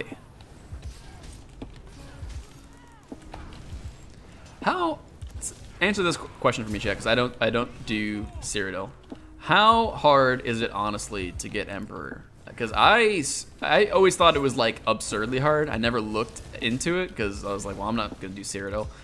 But I see a lot of Emperors in PvP, and it's got me suspicious that it's not actually as hard as I think it is. So I'm very curious. Seeing this guy over here as an Emperor just made me think about it. Has anyone picked up the ball? Oh, we're just ignoring Stormlord's getting the ball. Cool. Who wants to play objectives in PvP? Dude, Fat Cat? Let's go. A sick name. What is Chad? It's more dense wood, but denser than that. Oh, cool. Yeah, no. Fire Song looking pretty whack then. And as I mentioned in my video yesterday, I'm still planning to make like some of the stable videos. Like I want to do, I'll definitely do Fire Song in a nutshell with just some memes from. I have the day off to do the questing the day it comes out, assuming I can get in and the launch isn't horrible. That's the thing with like the intro joke that I made for High Isle in a nutshell, with like me sprawled out on the floor as they continue to delay the time we could get into the expansion. It's hard not to make that. I feel like it's going to be hard to not make that joke every single time, because like it seems like ZOS has never learned to actually have a successful launch, but we'll see. But yeah, I've got the day off. I'm going to do the quests alone, not in Discord, and then I'll hopefully get some good meme quality content out of it. But I'm looking forward to the new content, if nothing else. It's called Convenience. Yeah, 100%. It's just so lame. Like, so none of the every city in Elder Scrolls universe is apparently just permanently stagnated. Like they're aware of it. Like what's one of the cooler quests, and in fact I just did this quest the other day with a subscriber for funsies. One of the cooler quests in Vardenfell is where you get to see how the Redoran capital went from being Ashlander territory to the actual Redoran city that it is by the time of Morrowind. And so that's really cool. He's LOSing me, please. Alright, cool. Hot resto ult for you, homie. That's really cool. I like that. And so they're aware that, like, hey, these areas should develop over time and have a backstory. But, like, every capital city, I'm exploding. Yeah, I didn't have resources. So they're aware that, like, these zones should change over time, but 90% of the time they just keep the exact same infrastructure as they have 1,000 years later. So, you know, or 100 years, whatever it is. I don't remember timelines. Time in Elder Scrolls is fluid. What is this guy doing? Whatever. I think Imp isn't that bad if you get a guild that does it. That's true. Or that's probably true, I should say. Working on it for a while. Yeah, it doesn't seem, I don't know, I just feel like I see more Emperors than I do like Grand Overlords and stuff. I'm just curious because I don't do Cyrodiil PvP.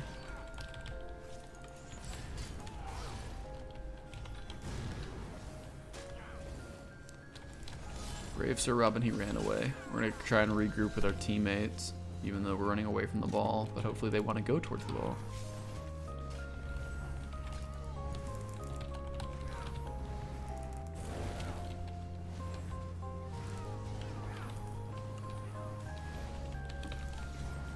Ball's over this way, homeboys. Dude, it's Whip Astley again. Dude. Love that guy. But he also, like, the PvP community is so tight-knit, like, everybody recognizes everybody, so maybe that's just, I'm just seeing the same people with Emperor, and I'm thinking that it's more people than it is. So who knows? I should have blocked that.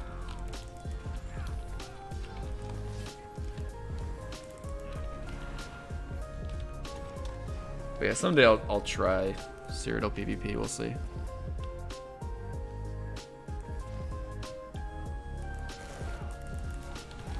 But yeah, if anyone's got questions about stuff for like channel direction and whatnot, let me know, because that's the main reason I wanted to hold a stream today, was just to talk about where things are going and give you guys a chance to talk real time with me instead of having to reply to comments. You're just playing ESO right now and listening to the stream? Nothing wrong with that. What's up, homie? You got another question? Good, because I need things to talk about. I don't know how people do this for like extended periods of time without a really heavy chat room to go, so I only have so many things I can talk about.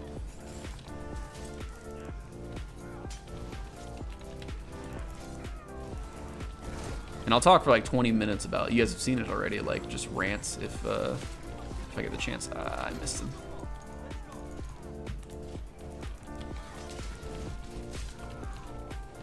Some resources back. This song's whack, what the hell? Do you enjoy the ZOS release cycle? So I talked about that a bit in another video. I don't like the year-long adventure stuff anymore because it's become so predictable. And I like the content release cycle. Getting a yearly expansion and a number of dungeons, like the content release feels good. I just don't like the way they presented it with like the year-long adventure is really dumb. It was really cool the first time it came out, having this one thread that was a consistent storyline, and now it's become so tired of like, oh, who could guess the big bad guy's gonna get away in the first expansion and then he's gonna get defeated in the second yearly expansion. It's become really stale, and also like the level of, I guess I know they want to keep people involved with like, here's an engaging storyline of like you're fighting for, you know, whatever, this is like a global spanning threat, but it's also become really predictable, and it's like, how many times does like the Soul Shriven or whatever the hell the protagonist name is for your ESO character, he's like the biggest Chad. He's stopped so many world-ending crises. He or she, excuse me, or they, whatever. They've stopped so many world-ending crises. There's such a Chad compared to like any of the later Elder Scrolls protagonists, who's like, yeah, you stopped one world-ending threat, whatever, dude. I do that like on a weekend. But like every other protagonist is so like, they need to. I don't know. We need a beach episode. Like, we need a beach episode Elder Scrolls game or ESO expansion. Because, like, again, part of what's so cool about ESO is getting to see all these zones that you never get to see in a main game because they have to be so packed and densely focused on whatever's going on. Having just a zone, like, I've talked about it before, like, Murkmire is, even though I don't really care for, like, the content of it, because I don't really care about Argonian lore that much. Sorry, Loss. Like, it's just nice seeing a zone that's like, hey, just explore the zone. Like, there's some stuff going on, but like also just look at how we just focus on the lore about like how crazy this place is, and the fact that people live here. Like, we need a beach episode. We need more of that, of just like, just see the sights. Like, that was a big thing that when I remember getting into the game, of like, they were advertising like, explore everything, like just any zone you want to go there and just see what it's like. And instead it's like constantly like, here's another world-ending crisis that you have to solve. And guess what? He's gonna get away at the end of the first expansion. And then if you're a good boy and you give Zos money and you buy the second expansion, you'll get to see how the storyline finishes up. And it's like, it's tired, man. It's just tired. And they're never that crazy, like, well-written storylines either. It's just like, you know, someone's gonna betray you. There's a cult involved somewhere, and it's tired, man. It's boring. But I do like how regularly they release content. If that was the question, yes. I feel like it's a good release cycle. You get a big meaty expansion at some point, though in High Isle's case, not that meaty. It was pretty light on content, but even as somebody who likes Tribute, yeah, pretty light on content this year. But then you get a couple DLC dungeons, which is the real thing I think most people look forward to. And again, PvP gets absolutely nothing. Get fucked. And then you get, you know, a smaller expansion to wrap up the year with, which again, is it really another expansion? Because you have to own the base expansion to even see the ending of stuff. So it just feels like that stuff. I originally, when they first did Elsewhere and they did the year-long expansion, I felt like that was a great idea. I was like, it's really cool that they're rewarding people for being a completionist and doing more content. And as time has gone on, now it's starting to feel more cynical, and now I'm like, oh, they want us to buy the second year DLC or at least have an ESO Plus subscription. And I feel like that's probably what's happening. As it worked once, and now they're like, okay, great, let's just do that every year. So that way there's always somebody buying there's always people that have ESO. And that's the thing, I'm going to play with the ESO Plus regardless. Like, people who play without ESO Plus, you're legends, because I don't know how you deal with the inventory management. So I'm always going to have ESO Plus, so it doesn't feel that bad in that regard. I'm always going to get to see the year-end storyline wrap up, but a lot of people don't, and it just feels kind of scummy where it's like, yeah, if you want to see how the story ends, buy part 2, and it's like, come on, man. So I don't know, but the release schedule feels good. I just don't agree with the content. Sorry for rambling for 20 minutes. What should you have for dinner tonight? I don't know. You're Tyler. You're a big monkey, so banana sound good.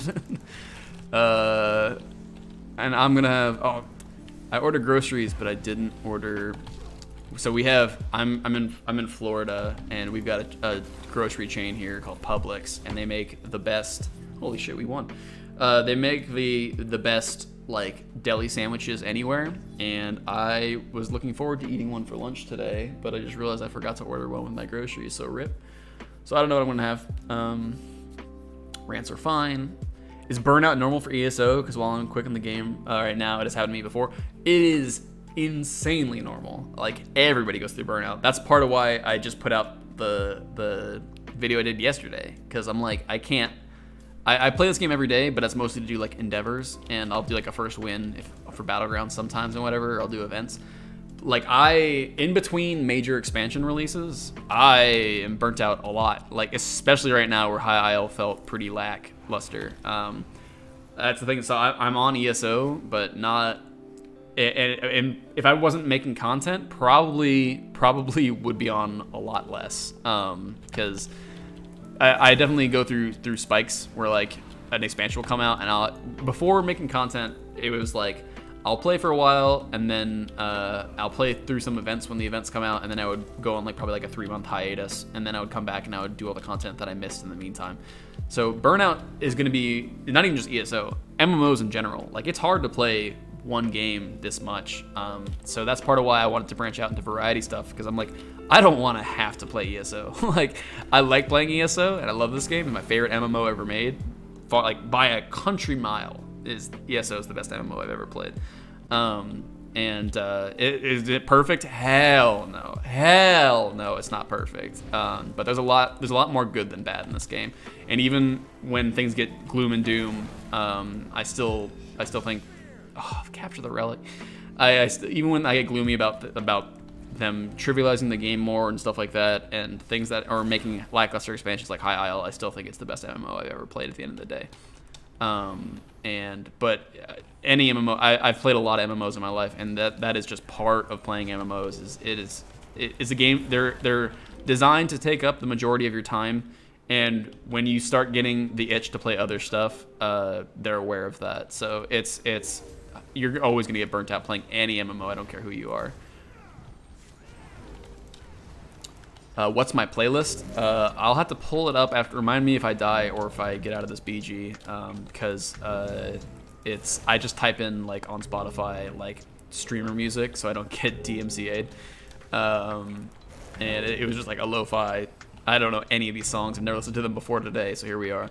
I debated briefly putting on, like, I want to put more video game music and stuff because I know it's less likely to get DMCA'd, even though you're not supposed to use it, because of the fact that, like, what are they going to do if you're actually playing the game? So I've debated putting on, like, Donkey Kong country music today, but I was like, nah, let's just stick to some lo-fi stuff, because with the mood being, like, I want to talk to people about what's going on with the channel and whatnot, I wanted to make sure we had a certain vibe going today, so... On the idea of the vestige being Giga Chad, I think Zoss doesn't count the vestige as the character that resolves every situation. That's probably true. And that's something that, like... So for people who don't think about this stuff as much, there's a pretty common mentality when it comes to MMO, or not MMOs, but RPGs like Oblivion, for example. Like, say it's most likely the case that your character didn't do all those guild quest lines, but all those guild quest lines did get resolved by someone. So, like, if you're like, I don't like the idea of my champion of Cyrodiil being in the Dark Brotherhood, it's usually a mentality that, I'm trying to protect our relic, but there's nobody else here. I feel like this is a lost cause. The idea is that somebody completed those Dark Brotherhood quests, even if it wasn't your character. So that's probably the case with ESO also. They probably think that, like, you know, some other... Jesus, we're gonna LOS. They probably think that, like, or the mentality is that somebody completed this quest, even if it's not all the vestige. So that's a good point. You're probably right. I'm gonna die. Okay, while I'm dead, this is called Lo-Fi No Copyright Streamers on Spotify. So there you go, if you're curious what the playlist is. Considering multiple of your characters haven't touched the main campaign, yeah. So another tangent that brings me to is I hate the way the base game shoehorns in that your character did all of the faction storylines. Like, my character has done EP, AD, and DC storylines. So he's like a hero. Dalron Telvanni in the canon is a hero in all those factions.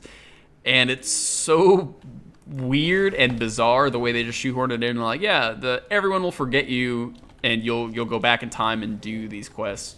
And they'll only remember you in certain situations. And it's so, like... Did you need to add that? Like, I get the idea of letting people do all the quests on one character. Are we making a play anywhere? It's so jarring and weird, and it's like you meet these characters again. So, like, when High Isle came out, and you meet all the faction leaders, only the one that you're a faction of treats you like they know you. Like Queen Irene and them, like she still knows me, but from the main set, but she doesn't act like I'm a member of her faction, even though I've done all of her faction quest lines. So it's just weird and shoehorned, and I wish they hadn't done that, and I wish they retconned that, because it's stupid. But that was just a small mini tangent while we're thinking about it. I tried. I don't have the HP to just sit there and keep doing that. Thanks for coming to my TED Talk. That's all my channel is TED Talks. That's all I do, because I'll rant about something for 20 plus minutes. But I think the real underlying problem with a lot of Zoss's decision is that they don't have the confidence in their own game. Sorry, I'm just blindly trying to play while I read this. They don't have the confidence in their own game. That's why they have the daily login and the year-long adventure. That could be the case. I feel like they've found a formula that they like. I don't know that I would say they don't have confidence. They might be. But I feel like they know what they have, and they know they want to market it to a lot more casual players, and they want to... And again, this game wouldn't be nearly as popular if it didn't have the Elder Scrolls game strapped on, or Elder Scrolls name strapped onto it, but it does. And they want to appeal to that market. They want to appeal to the Skyrim players who went into Skyrim for the first time and, you know, right trigger their way through the entire game. So I definitely understand, and I feel like confidence. So yeah, sorry, I'm all over the place. I feel like probably the case is, they definitely don't have confidence when it comes to balancing. That is 100% true. Like, they throw stuff at the wall. I don't. If their balance changes, and a lot of the mechanical changes that they make them at such a breakneck pace, and they need to have longer PTS time, and they need to listen to more player feedback when it comes to PTS time too. Like, the content window is so short. Like, once a quarter, we have huge balance changes, and the game gets turned on its head. And they don't listen to a lot of the like the weaving changes is the hill that I'll die on. Like, it was such a bad idea, and I don't care. If you're gonna appeal to people who don't like weaving, then make a mythic. Like, mythics are genius. Like, it becomes this thing where, like, anything that they get a complaint about, or like, I don't want to weave, I don't want to have to use 2 bars, whatever. You can just make a mythic, and that gives you some kind of power boost for not doing that thing, and suddenly your problem is solved. Like, mythics are genius, but don't change the game so drastically for everyone else. And when people say that it's something that they like and they vehemently defend, don't change it. Like, have a longer PTS cycle, take in player feedback, run some numbers, and like, I don't know. Instead they want to just like throw stuff at the wall, and everything. That's what every patch feels like. It feels like they just threw spaghetti at the wall, and they're like, just seeing, like, and then they'll fix it later. Like, that's always the idea, is we'll fix it later. Try it. We'll let the general public see it. Like, that's the point of PTS, is that you can put it out there on not a real server, and let people try it and collect real data, collect real feedback, and then implement that feedback accordingly. And then they don't do that. Like, they have a PTS, and it feels like it's for show, like, because they implement the stuff anyway. It's a game, man. But yeah, I don't know.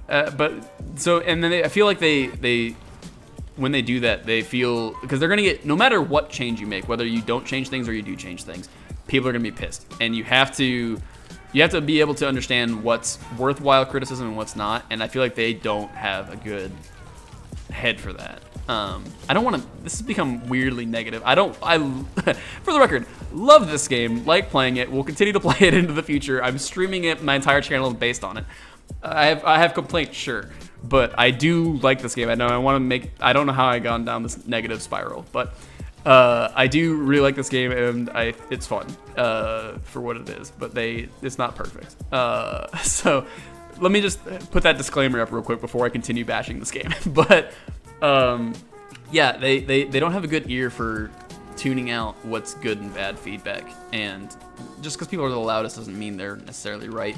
I feel like something you have to do, and I'm not a dev, and I'm sure it's a lot harder than I make things out to sound, but I feel like something you have to be able to do is have competent players who are part of your team. Like, sorry, this is the ultimate decision.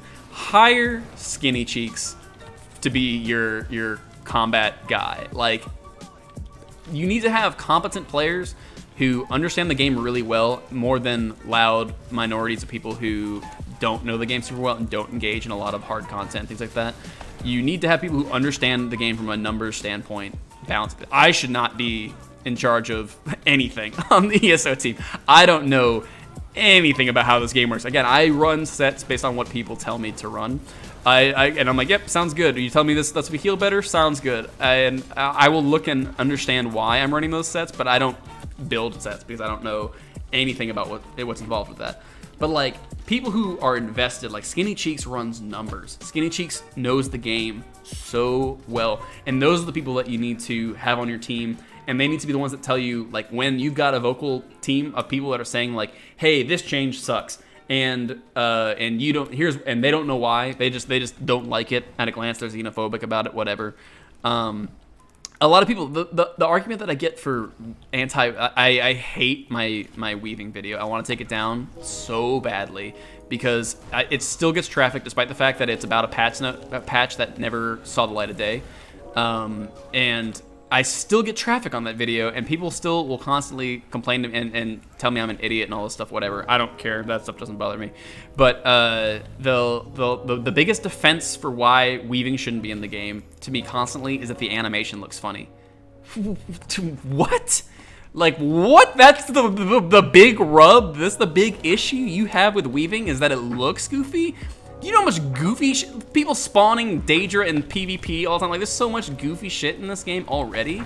Who cares? Who cares that it looks kind of silly? Change the animation then and leave weaving in. Don't complain to me that that's your big stick. If you're like I don't like weaving because it hurts my hands. Sure, whatever, valid. I disagree, and I don't like that. But at least that's an argument. But that it looks goofy, shut up, dude. Like, that is such a non-argument.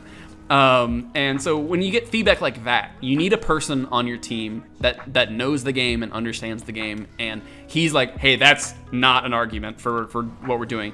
And I feel like Zos, in that case, they hear that a lot, and they believe it. They're like, okay, well, people don't want to do this because it looks silly, and it's like, sure, whatever. Like, it's frustrating. You need a person who's well versed and understands the game at a numbers and mechanical standpoint, who is playing the game regularly, who can really tune out in and out. Did we win? No, we hella lost. I wasn't paying any attention to that game.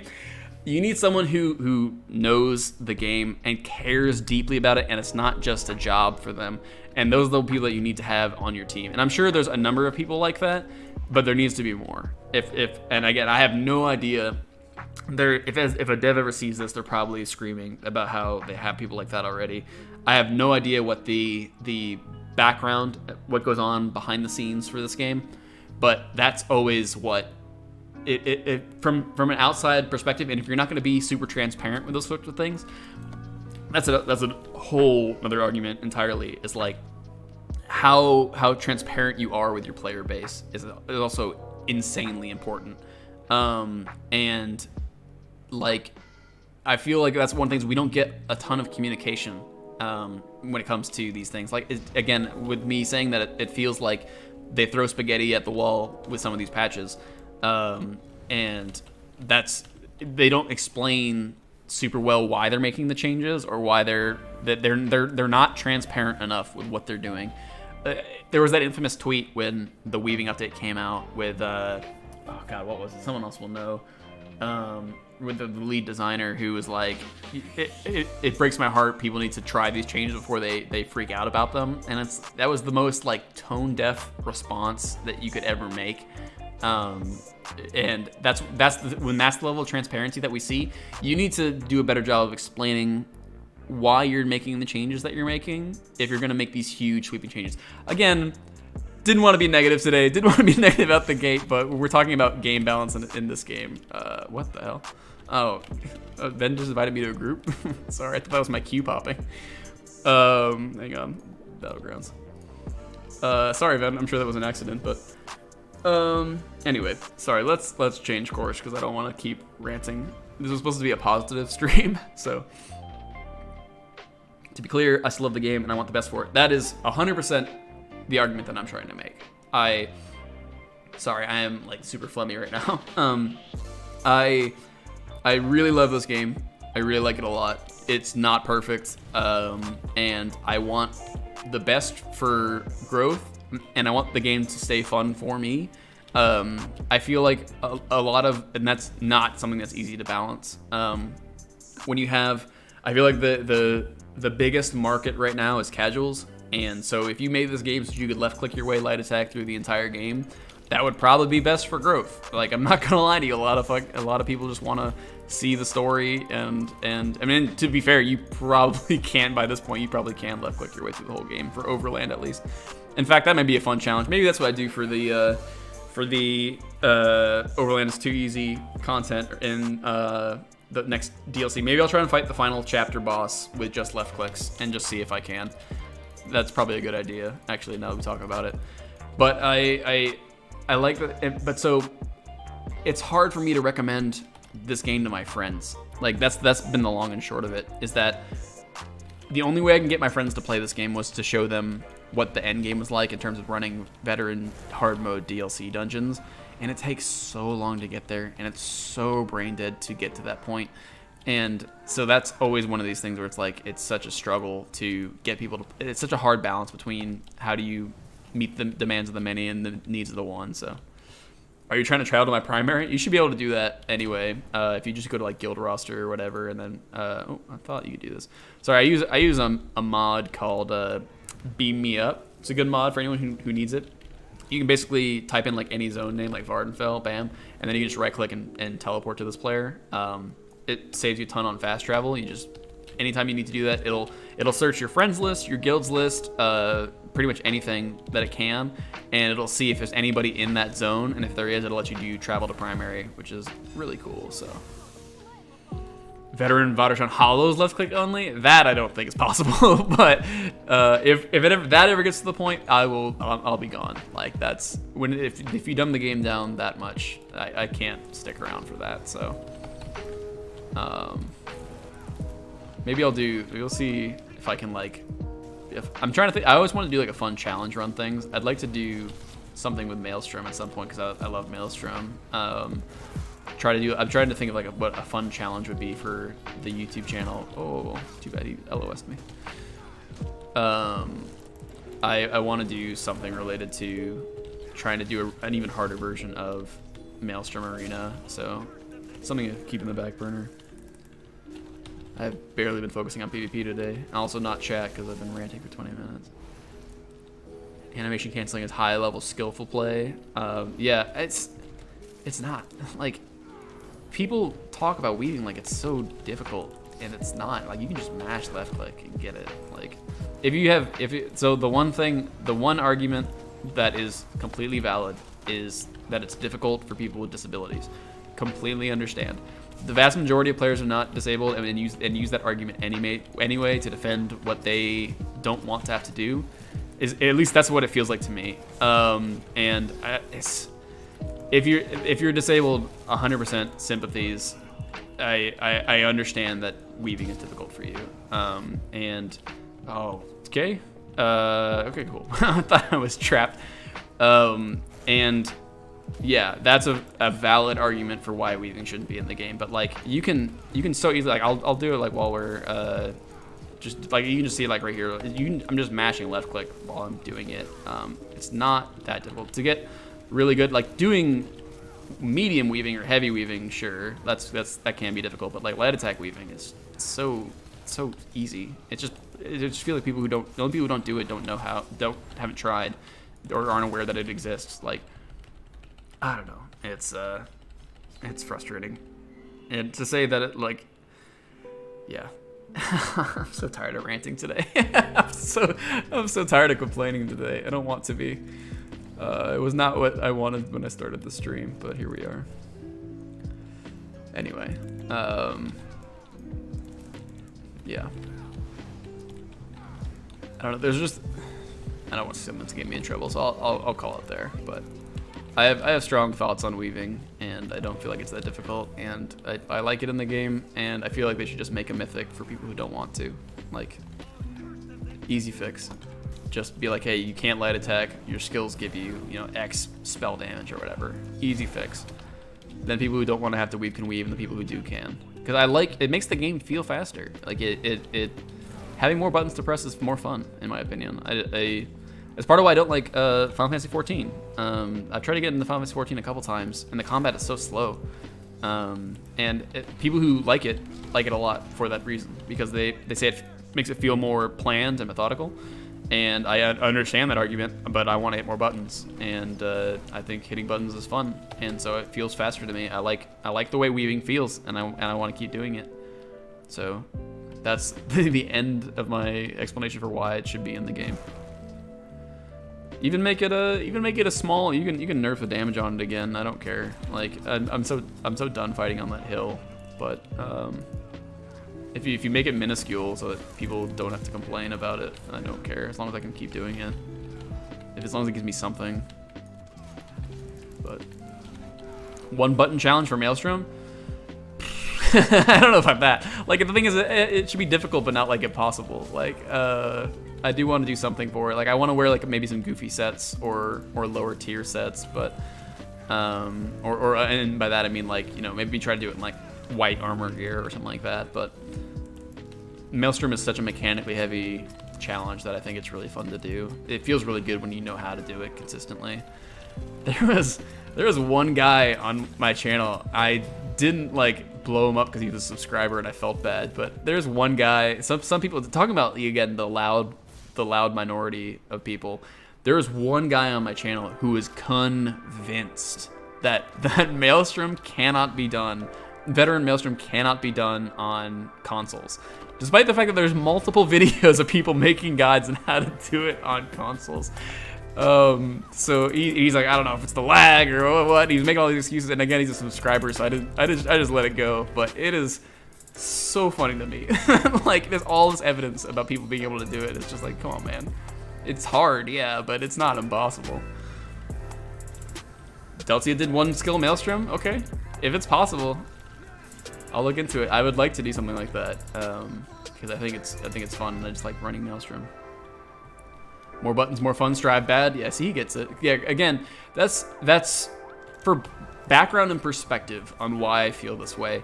Fighting games are my other favorite thing to do, and fighting games have decided to appeal to a casual market, and I understand why. Fighting games are super dead. Like, fighting games do not generate the attention that they used to because they are hard. Like, old fighting games are hard. So to appeal to a wider market, they have made fighting games a lot more casual as time has gone on, to the point where, like, a lot of people, Strive is the most popular fighting game, the most popular anime fighting game ever made.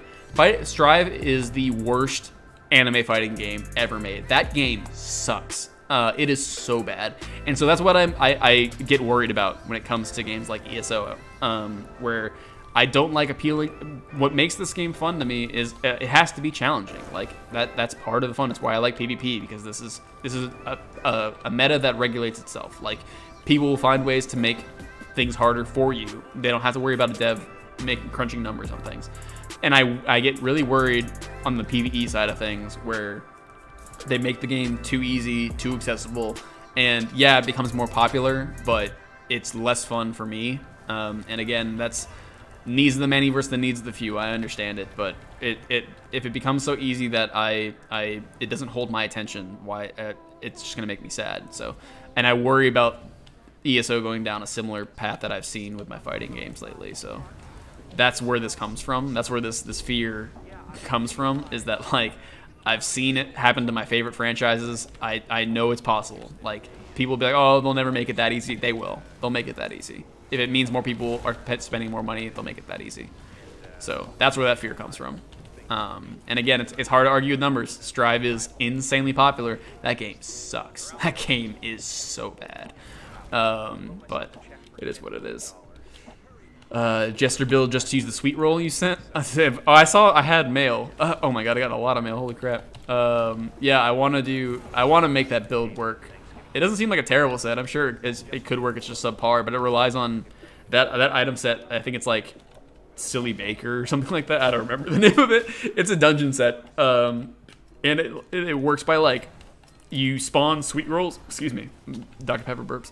You spawn sweet rolls that, like, your friends have to pick up, and it gives them, like, I don't remember, like, minor heroism or something like that. It seems really cool. It's really funny, and I love item sets like that. I did not block the Dark Convergence. Make fun of me. But it seems like a really bad set, but I want any excuse. You can pick up the sweet rolls to yourself, so it technically can work in solo play. It's such a cool item set, but beating Maelstrom is probably my biggest feeling of accomplishment in the game. Countless deaths. That's what I'm talking about, dude. Like, Maelstrom beat my ass for a long time. Now I sleep through it. Like, it made me such a better player as a result. Like, I do not think Maelstrom is hard. I think Maelstrom is hard when you are trying to get good. Like, it is, and it's such a I love Maelstrom. Maelstrom is so sick. It's such a good tool to, like, here's a shame-free vault for you to learn how to get good. Like, here are mechanics. They are presented to you. You need to learn how to block. Nothing about the game up to this point, and again, problem with overland content, nothing up to this point has challenged you to learn the base mechanics the game has on offer. You need to learn how to block. You need to learn how to manage resources. You need to learn how to bash. You need to learn all this stuff. And it's stuff that, like, now that I run consistent veteran hard mode dungeons with friends, it feels like a breeze. But like, I did not know how to do half that stuff effectively because nothing in the game challenged me to do that up to that point. But it's so good because there's no one there with you. Like, if you go into a veteran dungeon and you suck, they're gonna let you know. Like, ESO's community, pretty good for the most part, at least in my opinion. I've heard console is pretty toxic, but PC, pretty good, reliable community of people who are happy to like guide you through mechanics and stuff. But if you're in there and you don't understand the basics of how to play your character and you're in a veteran dungeon, you're in for a bad time. Maelstrom, same thing. You need to know the base mechanics of how the game works. But if you don't, you can eat floor 20 times. It doesn't matter. You can just keep dying. No one knows about it but you. You can just keep fucking eating shit. Like, it is so sick. I love Maelstrom. Wish there were more content like it. Vet Maelstrom, Flawless Conqueror was one of my favorite things. And I said this on the video yesterday, but the Maelstrom video is one of my favorites I've ever made because this game has such a barrier between casual play and the difficult stuff. And I feel like Maelstrom is the ultimate tool for getting through that. And if you have any interest, if you are one of the casual players who doesn't step foot into veteran content because you're scared of getting made fun of or whatever, try Maelstrom and just keep trying Maelstrom. And if you eat the floor a bunch and you die a lot of times and it doesn't matter. No one saw it. And if you decide that it's too frustrating and this is not for you, endgame's not for you, that's not a problem. ESO still totally has tons of content. People don't want to do the endgame stuff. But if you are even the least bit curious about endgame, I implore you. I didn't PvP before I did Maelstrom. I didn't do raids before Maelstrom. I locked myself off from so much content because I was like, I don't know how to play the game. Like, I don't need to know how to play the game to beat Overworld. So who cares? And Maelstrom made me such a... I'm going to give him this flag because no one's here with me. Maelstrom made me such a better player. Veteran Maelstrom in particular. Regular Maelstrom is good too, but and maybe you want to take that as a baby step along the way. But I do think people try Veteran Maelstrom. It's called Grizzly Gourmet. That's the one. Yeah. Is that from Red Petal? Sounds like the first boss. What are you referring to? Sorry, I was talking for a long time and not reading chat. So, okay, let's check the mail because. Oh, that's why I have all this mail because I've been checking my rewards of the worthy. Also, I let my torque expire. Sorry, I did not mean to interrupt or talk over chat here for a bit, but. Also, we won that one. Hooray. Only one more for the daily. I wasn't paying attention, but we won. Capture the relic. No! Please. Anything but that, please. Ugh, I hate Capture the Relic. All my homies hate Capture the Relic. Artea logged on with Val and we. It means she's probably showing up here too. It's funny, I get matches with Artea every now and then, and we're on the same team. It's like, well, we'll just have no damage because we're both like super heavy support builds, but nobody dies, so that's the good news.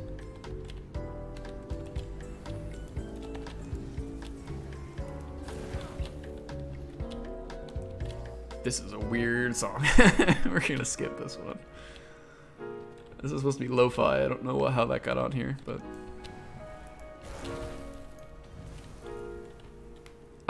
Quick survey for the people that are in chat. If we played like goofy video game music, would that be a plus or a minus? Because I am super down to queue up like the Donkey Kong Country soundtrack instead of this. But I like this too. I don't know what people prefer, so I'm just curious. Did you just call me Valent? I don't know how to pronounce your character name, homie. I think you made like one video where you said the character name. I'm supposed to remember it from that? Come on now. Expectations and reality. I hope this guy mashed this. Hey, alright. Go Goofy? I mean, I'll go Goofy. I'll go real Goofy. Goofy stuff's always a plus? Okay, hang on. After this match, we'll swap the music. to this super, super long, obnoxious Capture the Relic match. We'll switch the music. Whether music or other stuff, that's true. That's the goal, man. Like, I don't want to make any more guide / opinion piece videos unless I really believe what I'm saying. It's gonna be comedy from here on out. Like, that's what I enjoy making, and I will still make a couple things here and there. Again, if they do some whack changes that I don't agree with, you'll hear about it. But yeah, definitely Goofy is the goal from here on out. I definitely have more fun. And also, that was the other thing too, was for perspective on why I'm switching to variety, having the worst feeling in the world for me. I'm gonna try and guard this. I really don't want to be the guard for this, but also no one's going for it, so maybe we just leave. I don't care. I mean, either way, it ends the match sooner, right? So let's just go all out, no defense on Capture the Relic, because I want to be out of this match. Hey, this guy got one. Anyway, the worst feeling in the world for while I've been making content has been if I see a bunch of my friends on Discord and they're playing something and having fun, and I have to look at them from afar and go, oh, I've got to make a video this week. Rip. That was the worst feeling ever. Like, I hated that so much. It's like, I have work to do. I have to go. I have homework I have to finish before I'm allowed to come play, guys. So that's part of why I'm happy that I'm switching to the variety stuff, because I want to have the freedom to. I'm trying to keep doing this and waste this guy's stamina because we got people. I now when I'm playing games with friends, like, that's getting me content. That's what I want to do, and I don't care that the view count for banter stuff is like half what I get, not even like a third of what I get for my real videos. I want to do more of that because I want to be able to actually play games with my friends again. So. That's for people who subbed up for only ESO stuff. I'm sorry, but I had to do this for me. I just ate a tort instead of a potion. So I hope people understand. No blocking, only monkey. Oh, right, yeah, sorry. Yeah, Tyler's a Slayer player. He doesn't do much blocking. Ships in the night. No, you're not supposed to attack me. You're supposed to just let me go while you take yours. Come on now. There's an agreement, dude. There's a truce. You're supposed to go capture yours. There's no need for this. I know you can't capture it while I've got mine, but come on, dude. We're supposed to both just sit in our base for 20 minutes. That's how this game works. All right, understandable. Have a nice day. I'd rather, yeah, Lucid's in a lot of videos, so I'll make a lot of fun of him. Also a great content creator. Dude, that was the weirdest thing. I didn't tell you about this, Tyler, or Lucid, whatever you want to go by. I don't care anymore. Professional names are too goofy. Everyone's dead. We're going to back off. And we're going to wait for them to respawn. That was the weirdest. That was the strangest feeling with in guild chat recently. I was with Ven and Guts and a few other people. And a couple Guts has been wanting to play fighting games more, and he's like, well, who do I look at if I want to look at more fighting game stuff? And I didn't say it. Ven said it. He's like, look up Lucid Button Mashers, and I was like, whoa! Like, it was just such a weird feeling of like people who it's cool. I'm not making fun of you or anything like that.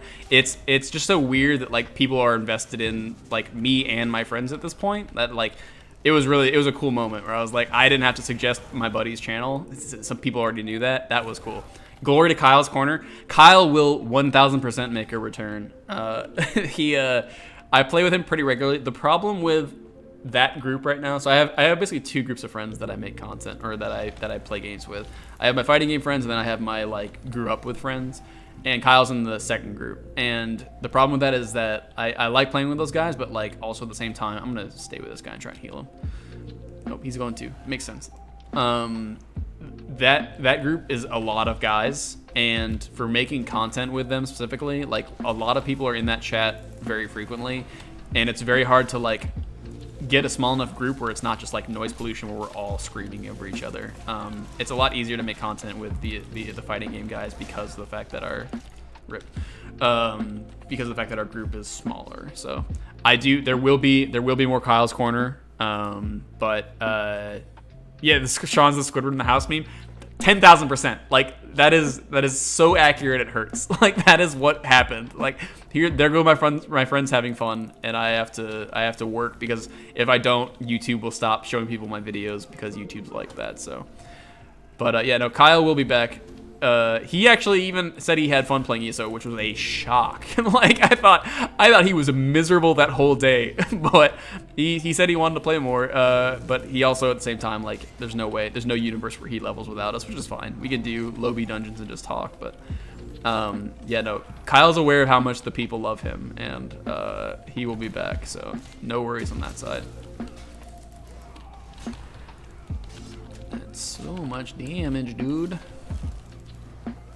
Resto ulti, you can only do so much. Dude. I'm gonna try to keep this guy alive.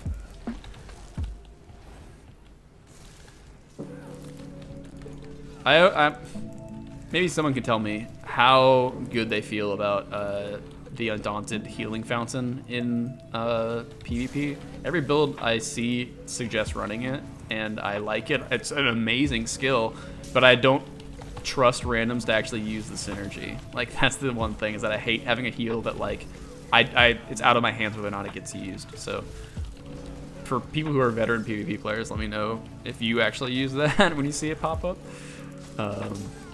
Rip. I was out of mana. I have not been weaving.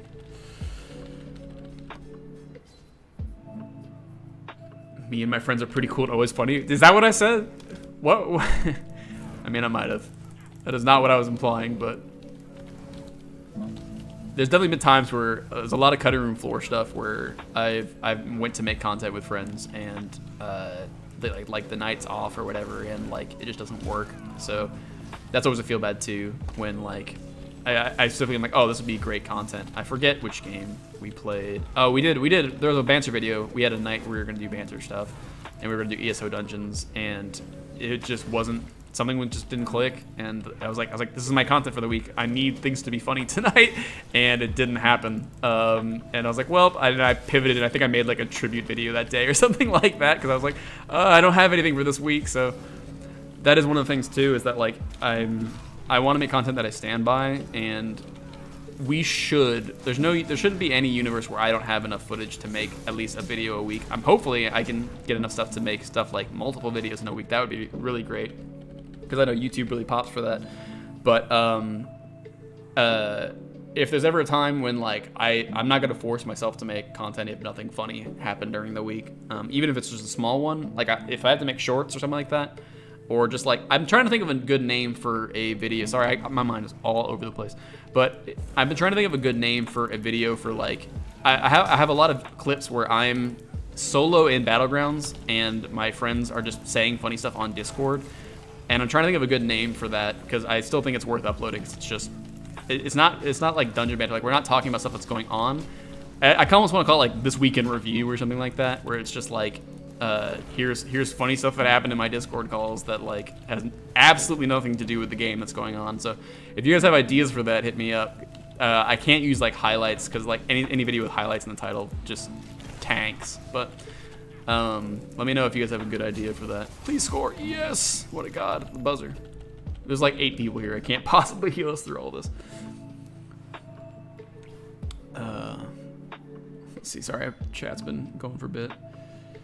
The skill's mostly for pre-made groups. You better run another hot. So that makes sense. I throw it down all the time, and I just don't feel like people use it. But I still see it on a lot of builds. But yeah, if you're probably right. People probably don't activate it, especially with depending on how much attention they're paying. Please score this guy. And we gotta just make the score, and then we're free. And then I'm gonna put on some like Donkey Kong Country music or something. Hey, it's that easy.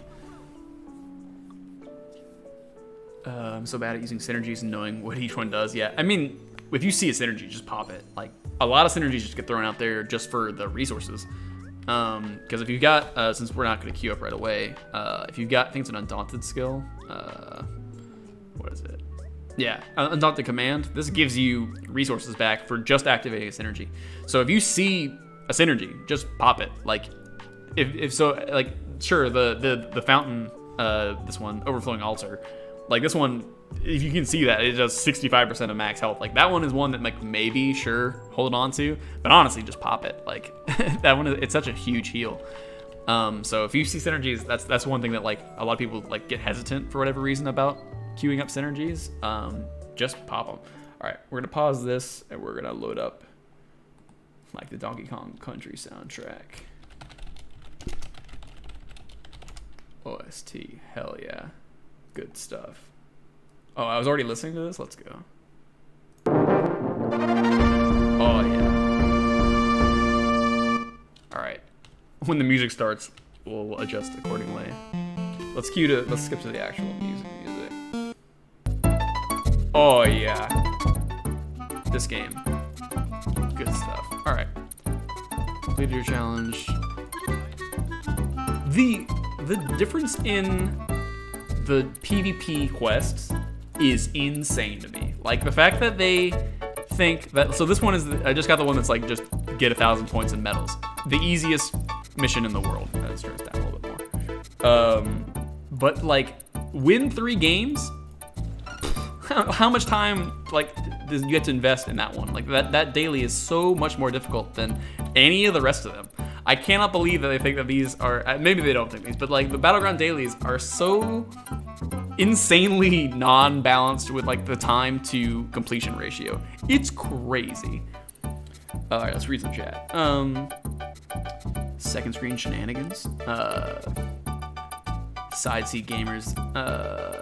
Side seat. Oh, I see. You guys are suggesting names of the channel. Second screen shenanigans. Side seat gamers. That's pretty good. I like that. Side streaming gamers is pretty good. Yeah, Donkey Kong music's the bomb. Side seat shenanigans. That's not a bad idea. I think with a name like that, it's gonna come down to, like, me selling the thumbnail, which I don't know how well I could do that, but maybe.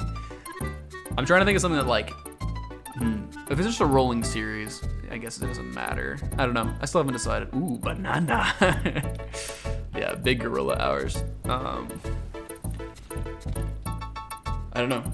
I want to make that. I've got like 10 million clips of me just doing ESO, and like the banter has nothing to do with what's going on in the game, and I still want to upload them because they're hilarious. We have one from With the Fighting Game guys that's like a buddy of mine talking about Dairy Queen for like 45 minutes, and it's like the funniest thing on the planet, and it has nothing at all to do with what's going on in the Battleground.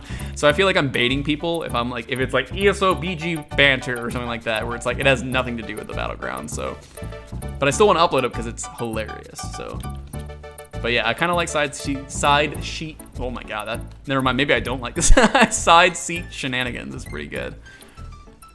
Something like that. Second screen shenanigans, something like that.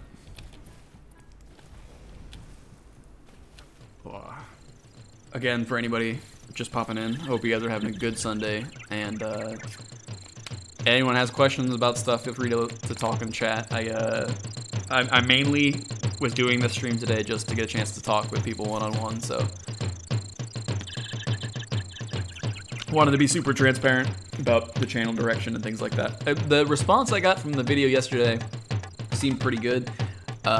It was a pretty low view count, but that was to be expected because who cares about my channel update when I usually make informational guides? So that had nothing to do with it. But everyone who commented, it seemed pretty understanding of the situation. So I appreciate that for everyone who said that. But I wanted to be real transparent. Again, ESO will still be on the channel. Just how it's just not going to be guides and stuff anymore. Ever seen Internet Historian's channel? He basically improvs with someone for an hour and has it animated. Internet Historian is a god. That dude is one of the funniest people. My girlfriend likes him. That's how good he is. Like, that's the thing is, like, we always struggle to find. Oh my god, this song is so good. We struggle to find a lot of content that we can both watch together, and Internet Historian's one that she really enjoys too. So, had a great day so far. Taking the little man out for his birthday, so it's been really interesting. Let's go. Well, happy birthday to, I'm assuming it's Little Kaiser Jr. But happy birthday to them. Hope it's been cool. We'll probably stream for, oh my god, I've already been streaming for like 2 hours. Time flew by. That's crazy. I always worry that like I'm gonna be sitting here with just dead air, but we've got a good sized chat room for someone who doesn't stream very often, so. Man in Hole was so gripping. What is that? What is Man in Hole? Is that a movie?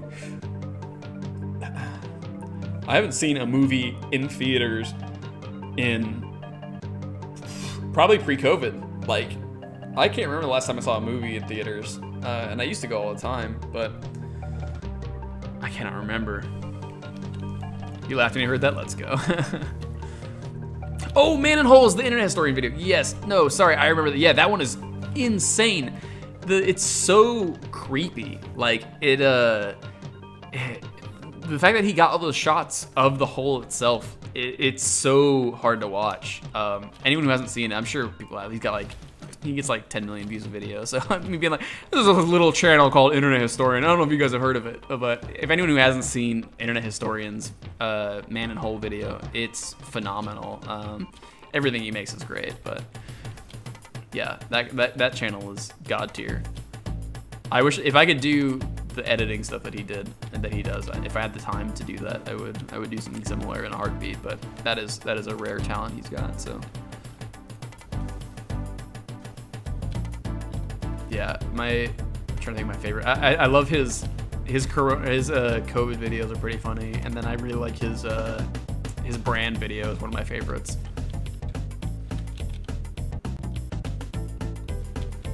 Oh, this game, dude. Yeah, sorry. Now I took time to change the music. We've already missed the battleground train, so now we gotta wait another 5 minutes to fill dead air, but. Yeah, I saw Man in Hole. It's phenomenal. I just didn't recognize it based off the name.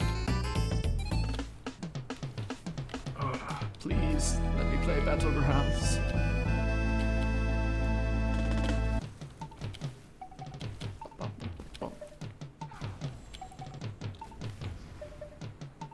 Yeah, this soundtrack, like anything Rare made, the Banjo-Kazooie soundtrack's phenomenal.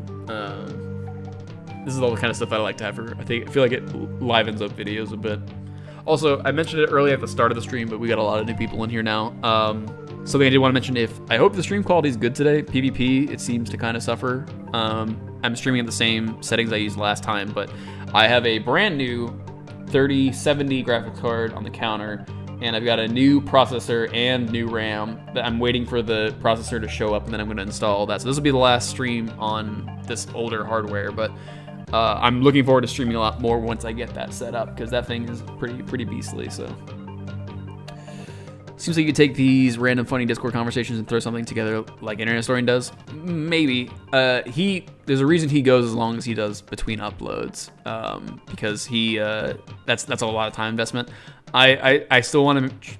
So for those who don't know, YouTube really encourages you to upload at least weekly. If you can do daily, YouTube loves you. But if you do weekly, that's the only way for your videos to keep showing up people's recommended instead of just for searching.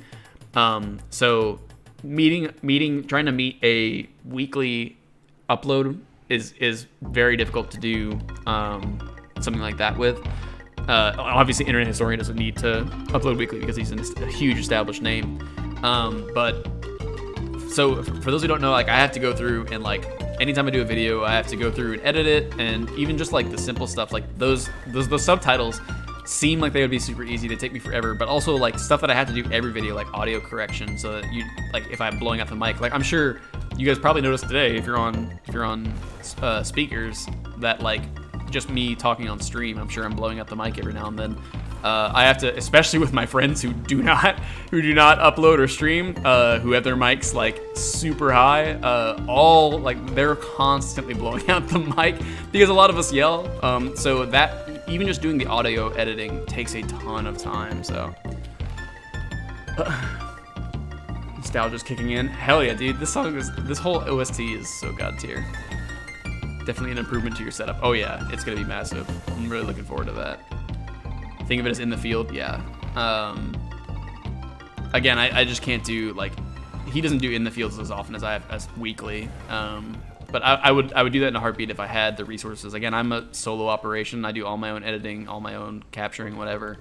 Part of why I hated doing the weekly guide video content was just because of the fact that I had to frequently re-record stuff for audio purposes, and recording my own lines. I don't like writing a script, all that stuff.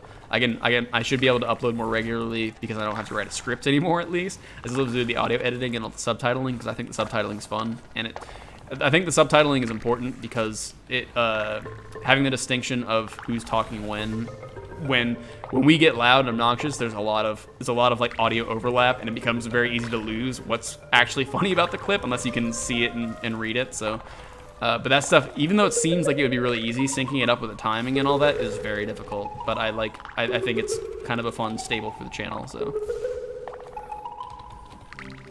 I feel people probably don't appreciate how much time goes into editing. Yeah, especially for like. Artea's has the best editing on ESO on YouTube, period. And so my last video that I edited, the RuneScape one, was the first time that I was like, this feels decent. Like, it feels like decent editing. I don't feel bad about uploading this. So I can, like, but that was so time consuming. And so like when I look at Artea's stuff now, I appreciate it so much more as a content creator now than I ever did when I wasn't. And so now I watch Artea's videos and I'm like, God damn, how did you do this? Like, it's crazy. But yeah, no, it's a process, 100%. Spooky music. I hope everyone's scared. I have no idea where my team is. There they are. Oh, that dude's so far away. And I have no mana, because I'm stupid. Whoa. Oh, no. Oh no. Did ESO disconnect or did oh hey, okay, Zawaldo, we're back. I guess there was a brief internet drop. Hopefully the stream is still up. That was an interesting trip through time. Oh, is that happening again? Okay, no, it seems like it's fixed now. I'm hoping the stream didn't go down for that. I'm waiting to see on the replay if it did, but let's see. Zawaldo. Where were we at? Oh, they're up top. Can't heal you up there, homeboy. Oh, he's not here anymore. Everything's gone from bad to worse so quickly. What is he doing? This doesn't capture the flag, dude. Alright, I'm out. Rest the ult to save myself. I guess we'll just hang out here because where this guy wants to be.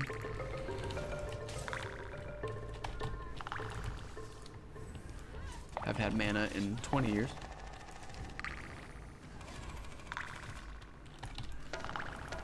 Oh. Alright, sorry. Get sauced. Yeah, man. It looks like the stream stayed up at least, so it must have been just the ESO servers and not my internet connection at least, so. I'm glad to hear that. The delay is really throwing me. Of course, Howard has to post, or excuse me, Lucid has to post the entire Dio quote. We saw that? Alright, cool. I'm glad you guys saw that. Kono Dio da.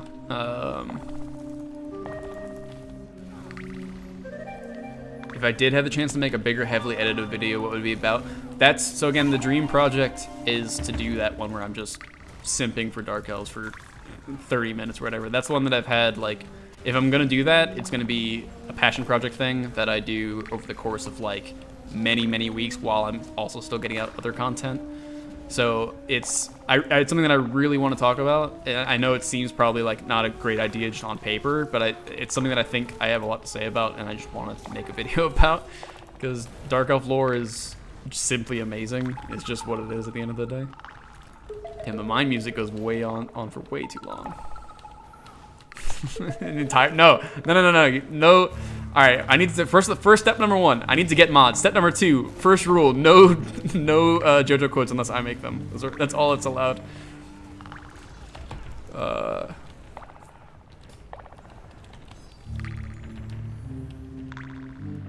of want to skip ahead on the music, but I don't want to tab out. Let's do it real quick. Don't tell nobody. Oh yeah, there we go. Where we going, fellas? We gotta kill them.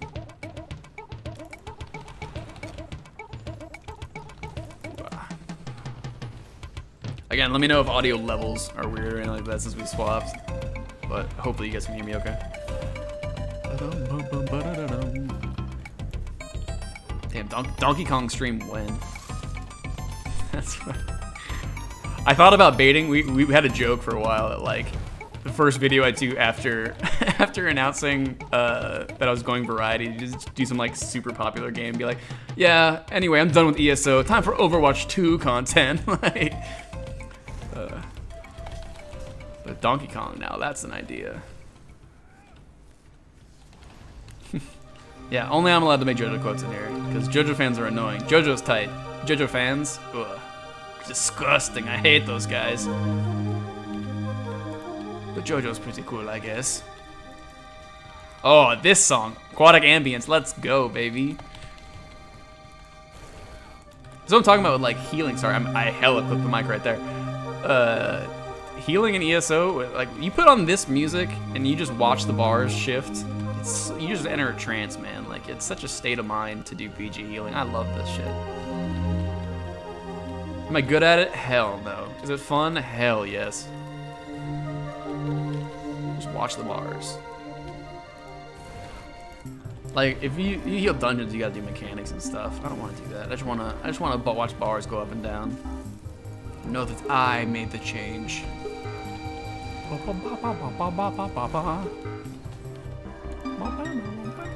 Oh, God, this song, guys. Sorry. I don't mean to keep talking over it. In fact, we should just have a moment of silence. Just kidding. I wouldn't do that.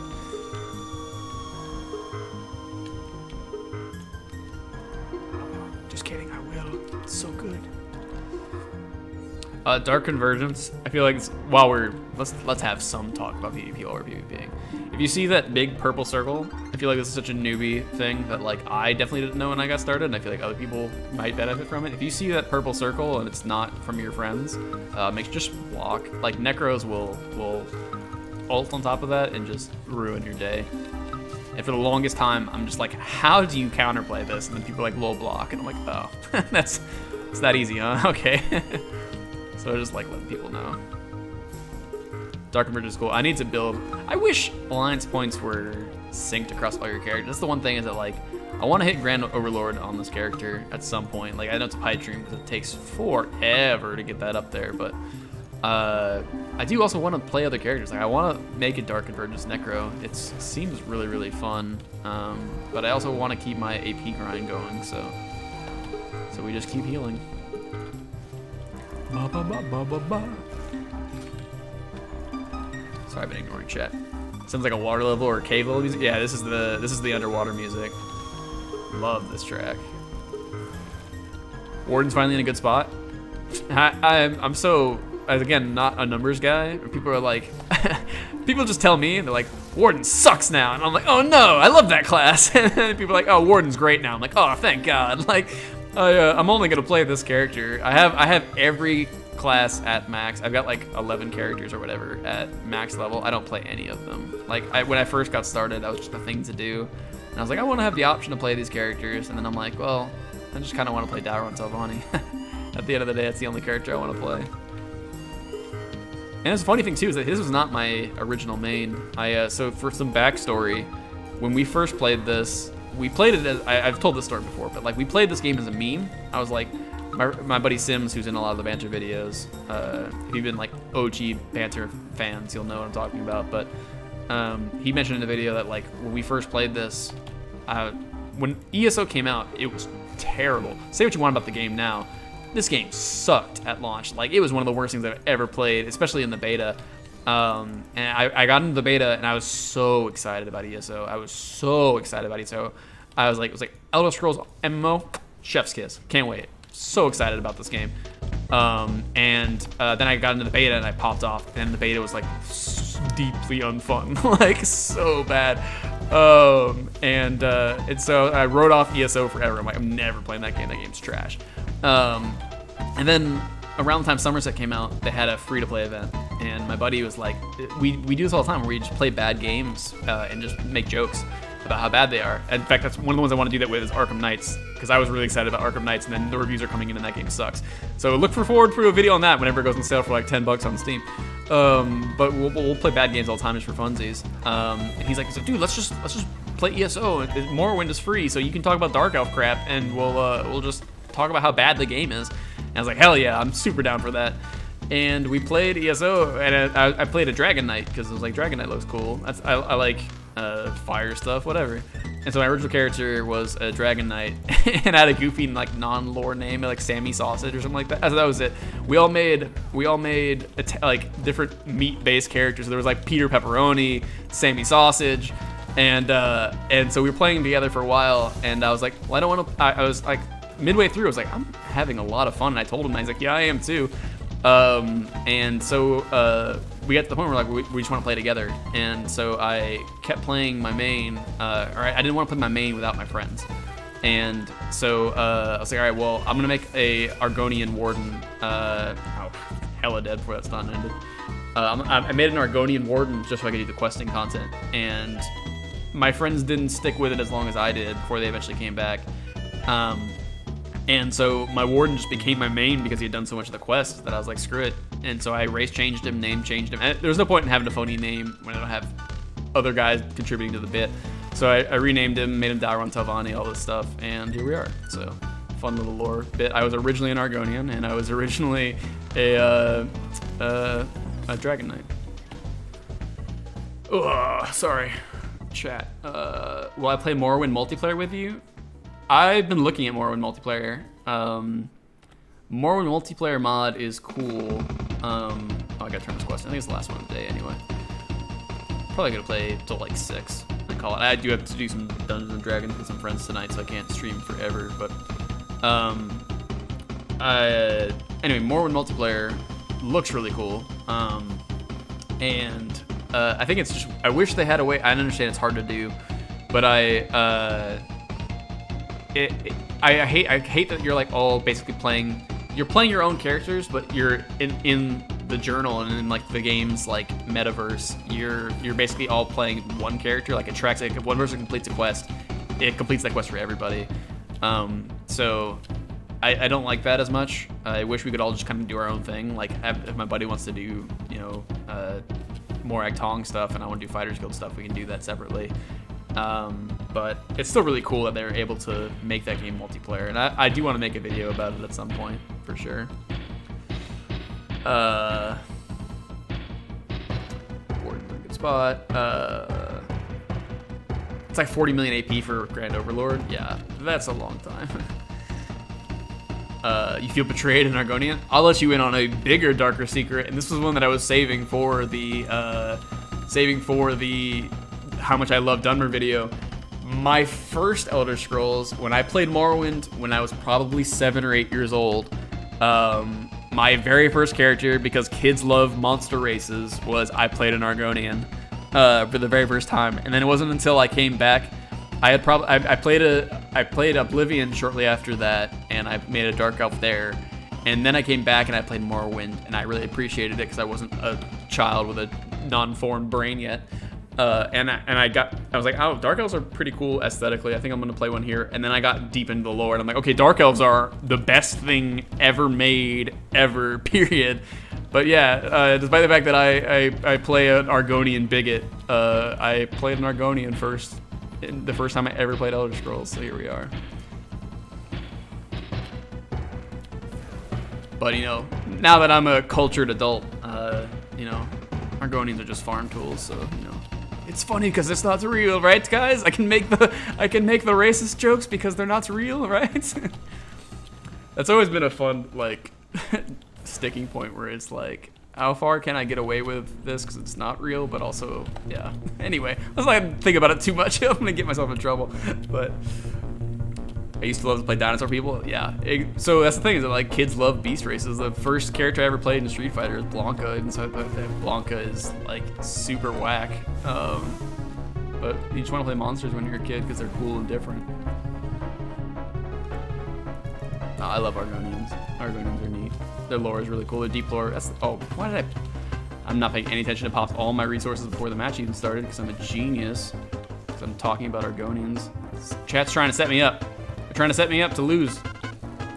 They know by engaging me in conversation, I won't pay attention. No, please keep doing it, because I have nothing to talk about if you're not here. And like I said, we're probably going to play for another half hour, so... Oh, it's been Khajiit? That makes sense. Khajiit are pretty neat, too. I love their background. They are still a beast race at the end of the day, so I have to be a bigot towards them, but... Khajiit are cool. My, the only other character I play on this count is the, my Gatherer, who's a Khajiit and on AD. And I like that character, so... My girlfriend originally wanted to play Khajiit before. She's playing through Skyrim now for the first time. She's having a really fun time, which is really cool. And she originally was going to play Khajiit, but then she shifted to Orc, which was pretty neat. Dark Convergence. Hey, remember how I talked about blocking Dark Convergence and then I didn't do it? Ow. Dude, relax. Dude detonated me, dude. Dude, we got pretty good luck today. I'm not even paying attention and we're winning games. The old Argonian misdirect? That's like my signature move, man. Don't expose my tech on stream like this, dude.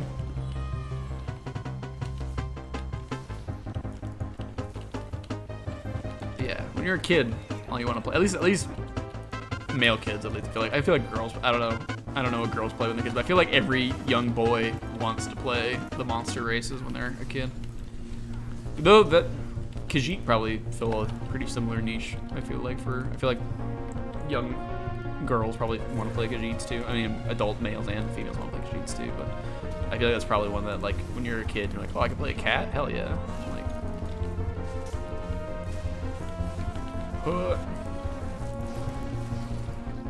always been Breton or Nord. Get him out of here! Get him out of here! No one wants to. Who plays fantasy games to play basic human, man? Come on now. I'm a Breton or Nord in real life, man. I don't want to be. I want to be a freaking Dark Elf, dude. All levels except physical, I'm Dark Elf.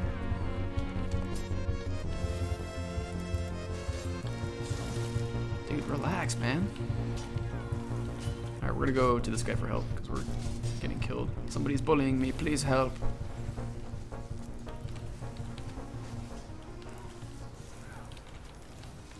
Pro tip for just general PvP, you're way stronger as a unit than you are as a solo player, so always hang out with the homies. This is an interesting, this is a game over that might not be true because you want to capture lots of flags, but just a general pro tip, stick with your homies. I feel like that's obvious and not one that I've ever struggled with, but I know just playing with other people, a lot of people seem to really struggle with that element. No. I got you. You're not French, Sean. That's true. We made the joke before, and I'll do it again because it's a funny joke. But if I'm in Florida, and if any place is Black Marsh, it's Florida. Like, if anything, I'm an Argonian. Technically, Bretons are half elf. Yeah, whatever, dude. It's still basic human at the end of the day. If you want to play humans in fantasy games, we have nothing to talk about. No, I'm just kidding. Please stay. I just never got that mentality. We have the Sims who I spoke about previously. He's in a lot of the banter videos, but he does that everything. He wants to be a human fighter in any game. He can play D&D, whatever, man. And I'm like, dude, you're just playing you. Like you're capable. Anything your character can do, you can already do. Why is that fun for you? But for a lot of people, they like that stuff. So.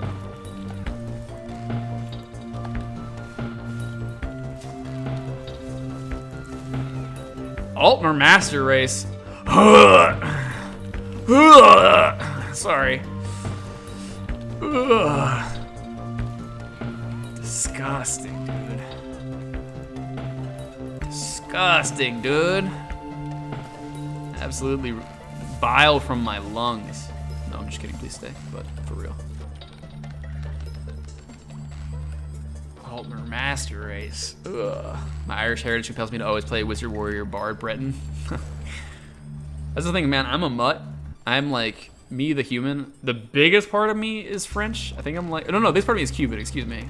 This thing is I forget. Everyone assumes. I mean, I am white. Like, let's get that out of the way. The biggest part of me is 25% Cuban. And my dad is half Cuban, but you would never guess by looking at him. My dad is super white. I'm mostly Cuban, but I'm like, there's like an eighth of me that's French, and then like, other than that, it's just like a total mix. Like I have heritage from all over the place, and so it's hard to. I feel like it's like hard to identify as any particular like oh I am X when you're this muddled like I am. I don't tell people like, hey, I'm Cuban. Yeah, I identify as Cuban. Like it's such a small part of me compared to like the vast majority that's just different. Excuse me, different flavors of white. But so I never get that like, oh I identify as this because I am so much of X when I don't have anything like that. I'm just a smorgasbord of different cultures.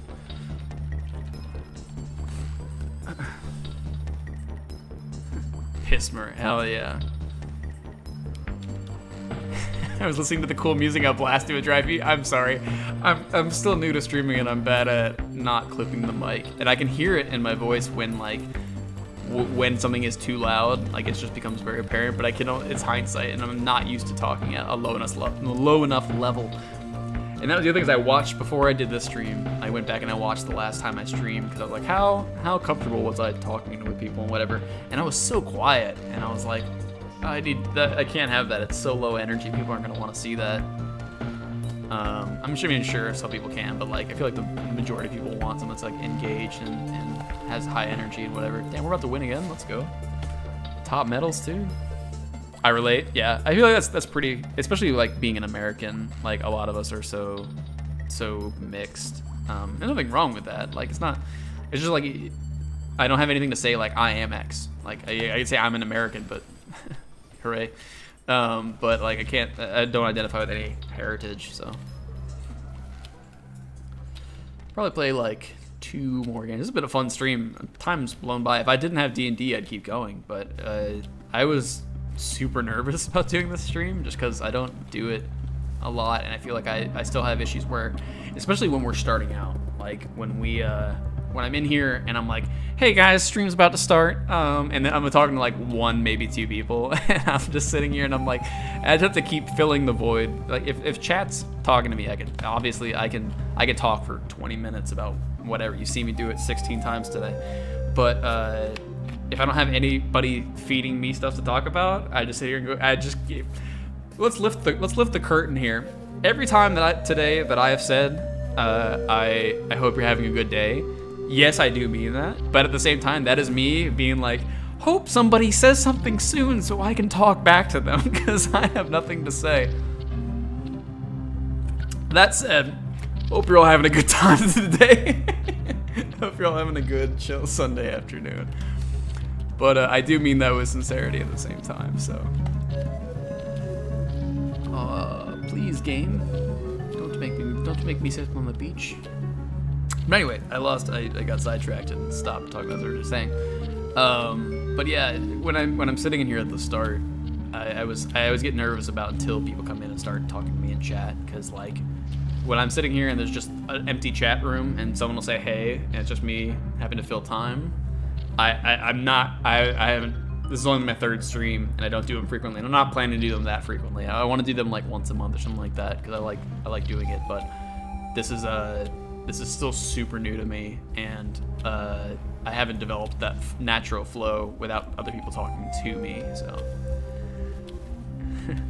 God, I hate when people ask me if I'm having a good day. Good. I hope you're having a bad day. You only, Lucid. I hope your day is the worst. Came here for silent battleground gameplay. That's what we'll do next time. No commentary.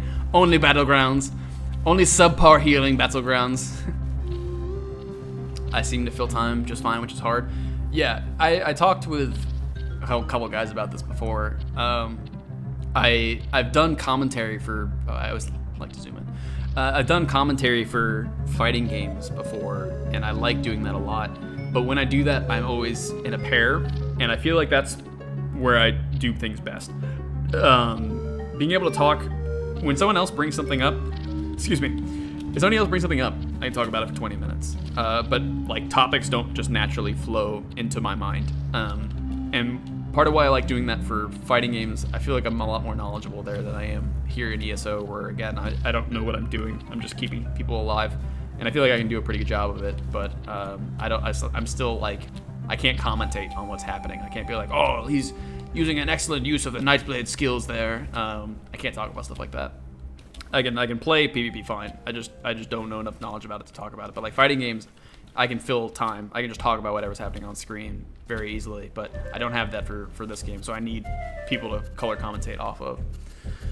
You gotta use a parkour obstacle course in between PvP matches. That's not a bad idea. I usually just idly jump around this while I'm waiting. I wish I could fit like a tribute game in between queues, but I know that's impossible.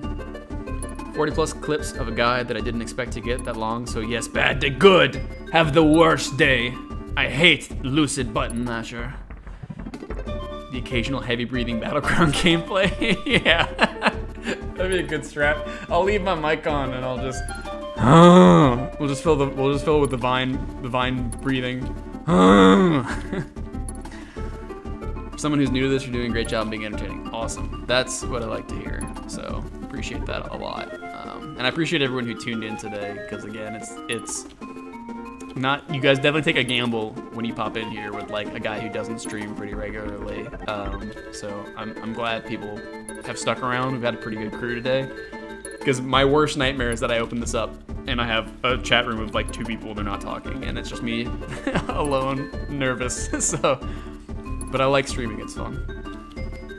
More Dr. Pepper belches, please? Dude! One of these days, I'll get used to actually muting my mic when I burp, but that day is not today. He's ulting? Yeah, fighting games have way more stuff happening at a time, and there's always something to talk about. Please, Q. I just want to play 2 more games and then call it a night, while the funny Donkey Kong music plays. But yeah, that's a good idea. For next time, if we're gonna do more Battlegrounds, I need something to do when I miss a queue, so you guys don't just watch me hop a fence. Thank God. Ugh. Pretty good run today, though, all things considered. We've been winning a lot. Not that I've been paying attention, but... How much longer we got in this Donkey Kong sound check? We got a while still. Cool. Should be just about time. Perfect. I was worried I was gonna have to skip over to Banjo, but... Please stream. I keep debating, explaining the origin of that funny voice, and it's every time I can. that voice is just for Lucid. It's too complicated to explain. Fighting games are speed chess. True and not true at the same time, but yeah, it's very fast. I debated streaming fighting games at some point today too, and I went, nah. People know me for Elder Scrolls. I don't want to. If we're gonna stream, let's stream the content people know before. And also, if you want to see me stream fighting games, just watch Lucid Button Master's channel. I'm on there all the time. So, Dr. K0 is the best Dr. Pepper alternative. I think every alternative that's not Dr. Pepper sucks. And my friend, I've gone through the blind taste test before. My buddy of mine got like Dr. Thunder or whatever from like Walmart. And I was like, this sucks, dude. He's like, you cannot tell the difference. And I'm like, blindfold me, dude. He got 18, something like that. He got like 10 different Dr. Pepper variants. And he's like, find the real one. Found it immediately. Like, do not test me when it comes to Dr. Pepper. I know my stuff. And I hate all the alternatives. No knockoff brand does it. We want something crazy. I was thinking about this the other day. Oh, I need to eat. And I need to reapply War Tour. Room temperature Dr. Pepper, I think, is the worst, nastiest, most disgusting thing on the planet. Cold Dr. Pepper, delicious. Can't get enough of it. I don't know how that works. Someone who knows like brain chemistry, break that down for me, because I don't know how just the temperature changing affects the way it tastes to me, because I think room temperature Dr. Pepper is revolting. It's disgusting, and it's my favorite beverage at the same time. So explain that to me. Mr. Pibb is fine. Mr. Pibb is probably the best alternative. I used to drink it a lot as a kid. Every time I drink it, I wish I was drinking a Dr. Pepper though, but it's not bad. I'll drink it if it's offered to me. This has been my TED Talk on Dr. Pepper. Thank you for attending. Oh, no, please. Oh, my bar swap didn't happen.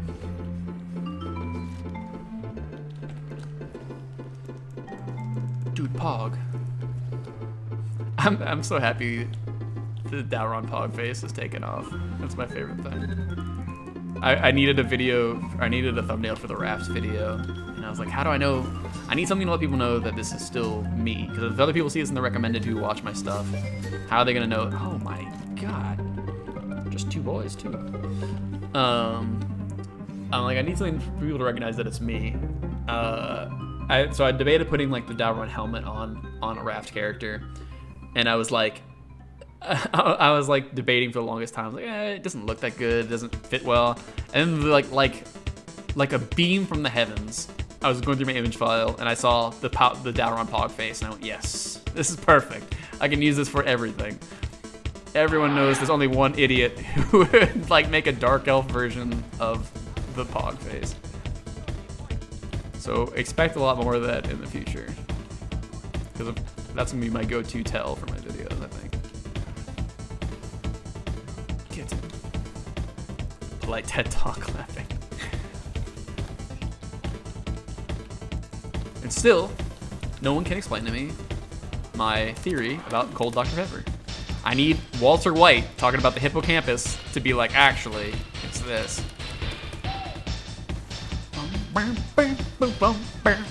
Hell yeah, this soundtrack. I hope Gangplank Galleon shows up before the end of today's stream. We go out on Gangplank Galleon? Hell yeah. Woo!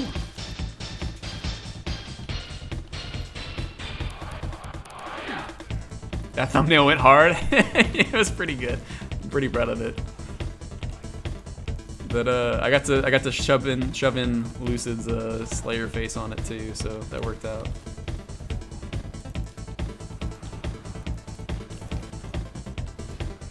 The thumbnail was really nice. Glad he put so much thought into it. It's hard because like that's the other like thing that I feel like I took for granted before getting into YouTube is how important your thumbnail is and how readable it is on like every platform, because like a lot of sure like you can build up a subscriber base, but your subscriber base aren't always checking your subscription feed, and not only that, like a lot of them don't watch or don't check YouTube like daily, so you assume like I've got 2,000 subscribers, I should get 2,000 views in this video. That's not how it works.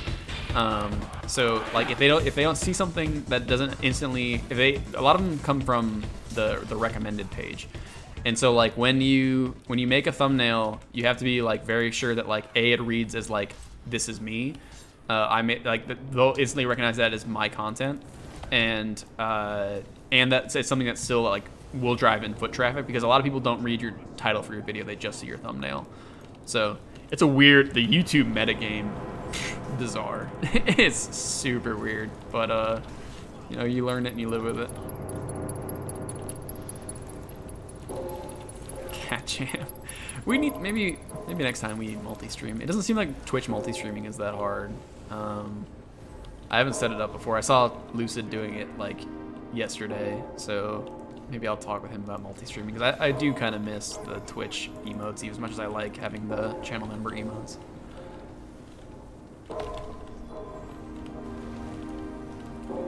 Warm Dr. Pepper makes my veins feel thick. That's I lack the ability to respond to that. That's I mean, sure. That's sure. Maybe that's the Dr. Pepper. But yeah, no, it's gross, I'll give you that. I don't feel like I've felt my veins exploding from it. That feels like I have no clue. Maybe next time I drink a warm one, I'll gauge my veins, but thumbnails give you a hard time. That was, yeah, so Kaiser runs a pretty good YouTube channel as well. I recommend everyone who has questions about like antiquities, check him out. And also he streams. He's a super friendly, nice guy. But that was one of the things that I've definitely wanted to like pass on to you without like having to like feel like I'm telling you to do something, is just making sure like thumbnails are super easy to read and whatnot. So one of the things that I do is and Lucid's the one who turned me on to this, is just making sure I use a similar text format in all my videos. I always use the same, whenever I make a thumbnail, I use the same font, because at a glance you can just tell that it's me, usually. But I also try to fit in either my character or the Dalron Pog face in other cases. Why am I totally solo? Because I'm stupid and I'm not paying attention. That I can't blame them for. Oh, rest ult's like just short. Put like all my hots on the way over to this guy instead of actually using them when he's here. Tea Hot Dr. Pepper is legit. It's like a non-alcoholic mulled wine. Whoa, interesting. I actually, so fun fact, I don't drink. I'm totally straight edge. I don't drink. I don't smoke. Nothing. But I'd be curious to try that just out of curiosity. That's interesting. I've never had like actually hot Dr. Pepper. I guess I can't say I'm a connoisseur until I've tried it, right? So I'll try anything once. That's gotta be a sin. Yeah, no. I mean, maybe. I guess I would. I'm curious if nothing. I'll try anything once, man. You gotta open yourself up to new opportunities. I feel like it's probably a nightmare, but when my old roommate used to order like, whenever we'd go anywhere,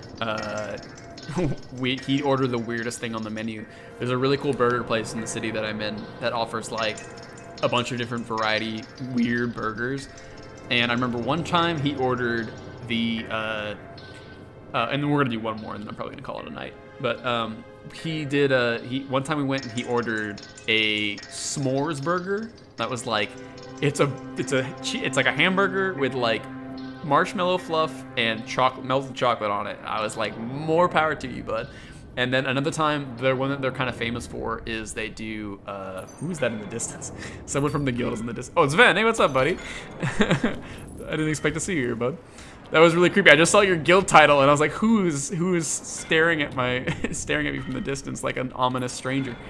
The other one he ordered that was super bizarre was the PB&J burger, and that one sounded even grosser to me. Peanut butter and jelly on a burger just don't belong. Where is Gangplank Galleon? Oh, it's way ahead. We're gonna skip ahead because I want to hear Gangplank before the stream's over. Hell yeah. Thanks, buddy. Yeah, that was a trip. I got a place that sells burgers with reduced Dr. Pepper sauce and it's fire. That's the thing. I've heard people using it in cooking. I've heard a lot of people cook with like reduced Dr. Pepper, and that's interesting. Something I might need to try. I'm trying to be better. I'm the kind of person that eats like microwave meals like 90% of the time. And the last year or so, my girlfriend got me the Skyrim cookbook, and I've been cooking more regularly. I make bomb tacos. That's like the one thing that I do well. And I have a family pasta sauce that I make for spaghetti. But other than that, I'm still trying to branch out into new stuff. But I hear a lot of people cook with Dr. Pepper, which is pretty cool. I may have to try that. I made the fondue from the Skyrim cookbook, and I seem to mess it up every time, where it just doesn't come out thick enough or it comes out too thick. But that cookbook's really cool. It's funny how you just put a slap of skin on something like that, like just basic cooking, and it becomes more interesting and more fun. I recommend it for anybody who needs to make that change, because you do need to know how to cook for yourself. That's just a fact. But I respect the cooking grind. It's hard, man. Like coming in as a total amateur, not knowing how, like, even there's I've never felt more stupid in my life than like when I go to like cook something that I feel like everyone knows how to make, and I have to ask like very simple questions and just be like, I'll just thank God for Google, because I'll just be like, how like with take an onion, man, like just have a regular onion, and I'm like, I don't know how much of the shell, like the outer layer, I'm supposed to take off, and so it just makes you feel dumb when you don't know how to do it, but you got to do it so that you know how. It's a tough grind though. But cookbooks are really cool and just getting like themed ones. How did we miss the queue again? Come on, man. There we go. All right, last game of the night. I'm popping on Gangplank Galleon. We're gonna get the song before Gangplank Galleon because it's gonna be a while. There we go. What's cooking? That's pretty much where I was at not that long ago, so don't feel bad. Hey, yeah, there's a long time where like the peak of my culinary expertise was getting SpaghettiOs from a can. So, but I'm trying to get better. And my girlfriend's a really good chef, and she's there to help. So.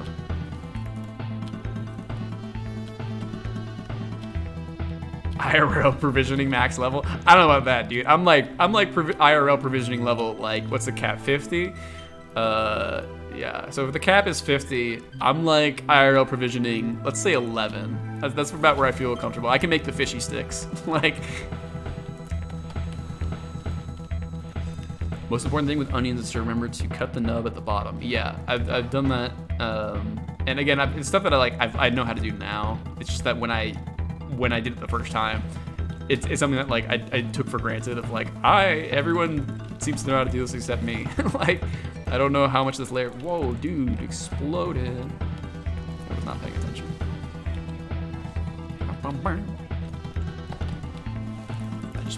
This song is just prelude to Gameplay Galleon as far as I'm concerned. The best NES song ever created. Wow, that's not true. Dancing Man is the best NES song ever created. Maybe we'll play Final Fantasy VI one day. That would be sick. I don't know. I play Final Fantasy VI and Final Fantasy VIII like once a year. 6 is a much better game than 8, but 8 is my favorite because of nostalgia. But I'm pretty overdue to play both of them, so maybe we'll do that on stream at some point. Who knows?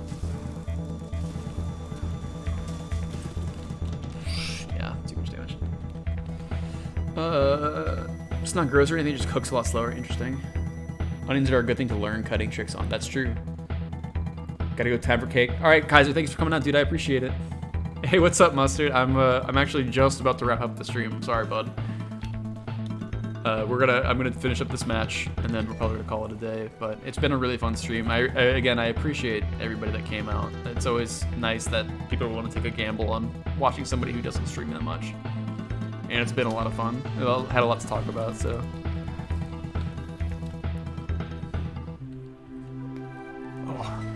This OST, man. I feel like most people just don't make music like this anymore. Some people do. There's a lot of indie devs out there, but like, they're 1 in a million.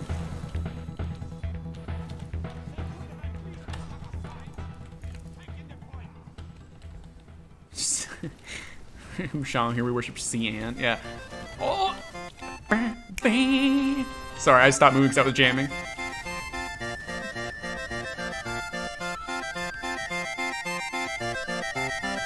This is the most cat jam song ever.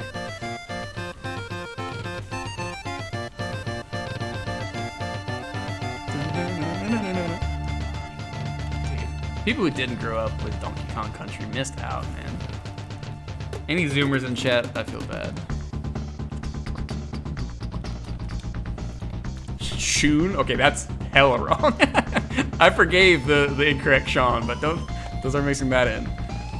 I play Kingdom Hearts 1 or 2 every year for nostalgia. Yeah, that tracks. That's another one that a lot of people grew up with. Kingdom Hearts 1 is pretty rough. Kingdom Hearts 2 is where they really seem to understand what they wanted to do with combat a lot more. But 1 is pretty wild. What's crazy is that a buddy of mine is like a super fan for old Kingdom Hearts. He hates the new ones, and I don't blame him. But what's crazy about in that game is that like they have you make a decision between like the sword and the like shield and whatever at the start of 1, and they don't explain it to you at all, and you kind of cripple yourself by not picking the shield at the start. It's pretty rude.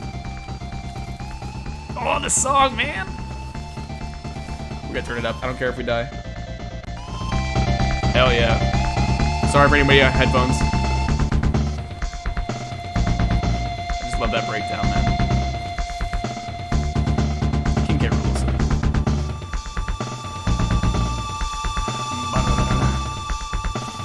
Friends are dying and I don't care. I have no stamina. Gotta watch them stamina.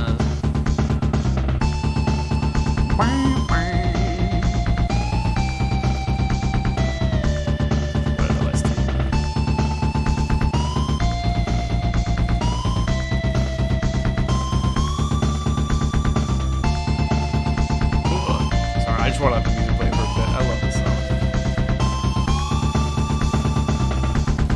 Please, not stamina for 6 years because I'm a genius.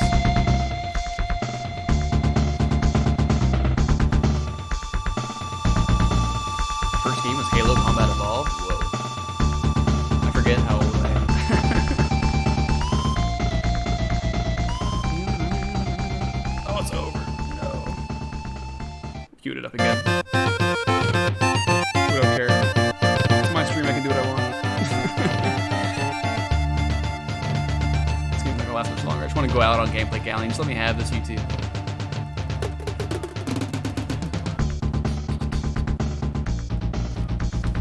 Team is dying. They're probably like, what is the guy doing?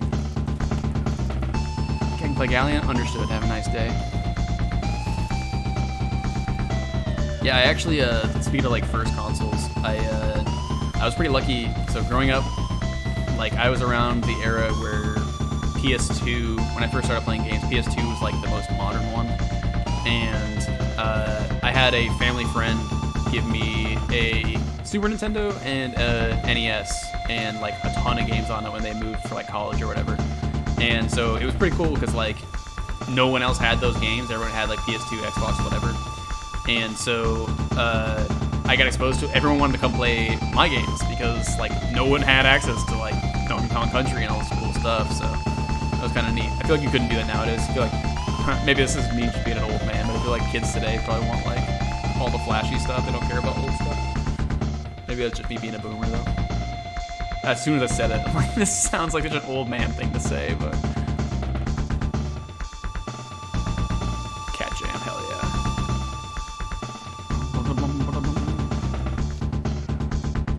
Alright, we lose this one, but it's no big deal. We got a second. Anyway, hell of a stream. Okay, I'm gonna call it there. I really need to eat lunch. This stream went longer than I ever thought it was going to. So, and it was just fun. Time just flew by. But I really, really appreciate everybody who came by today. And it means a lot. And appreciate you guys talking to me about the future of the channel and stuff like that. And hopefully you guys stick around for where we go from here. But it's been a lot of fun. I'm gonna go eat food, and then I gotta play some D&D. But I hope all you guys have a killer Sunday night and have a great start to your week. See you later, Swits.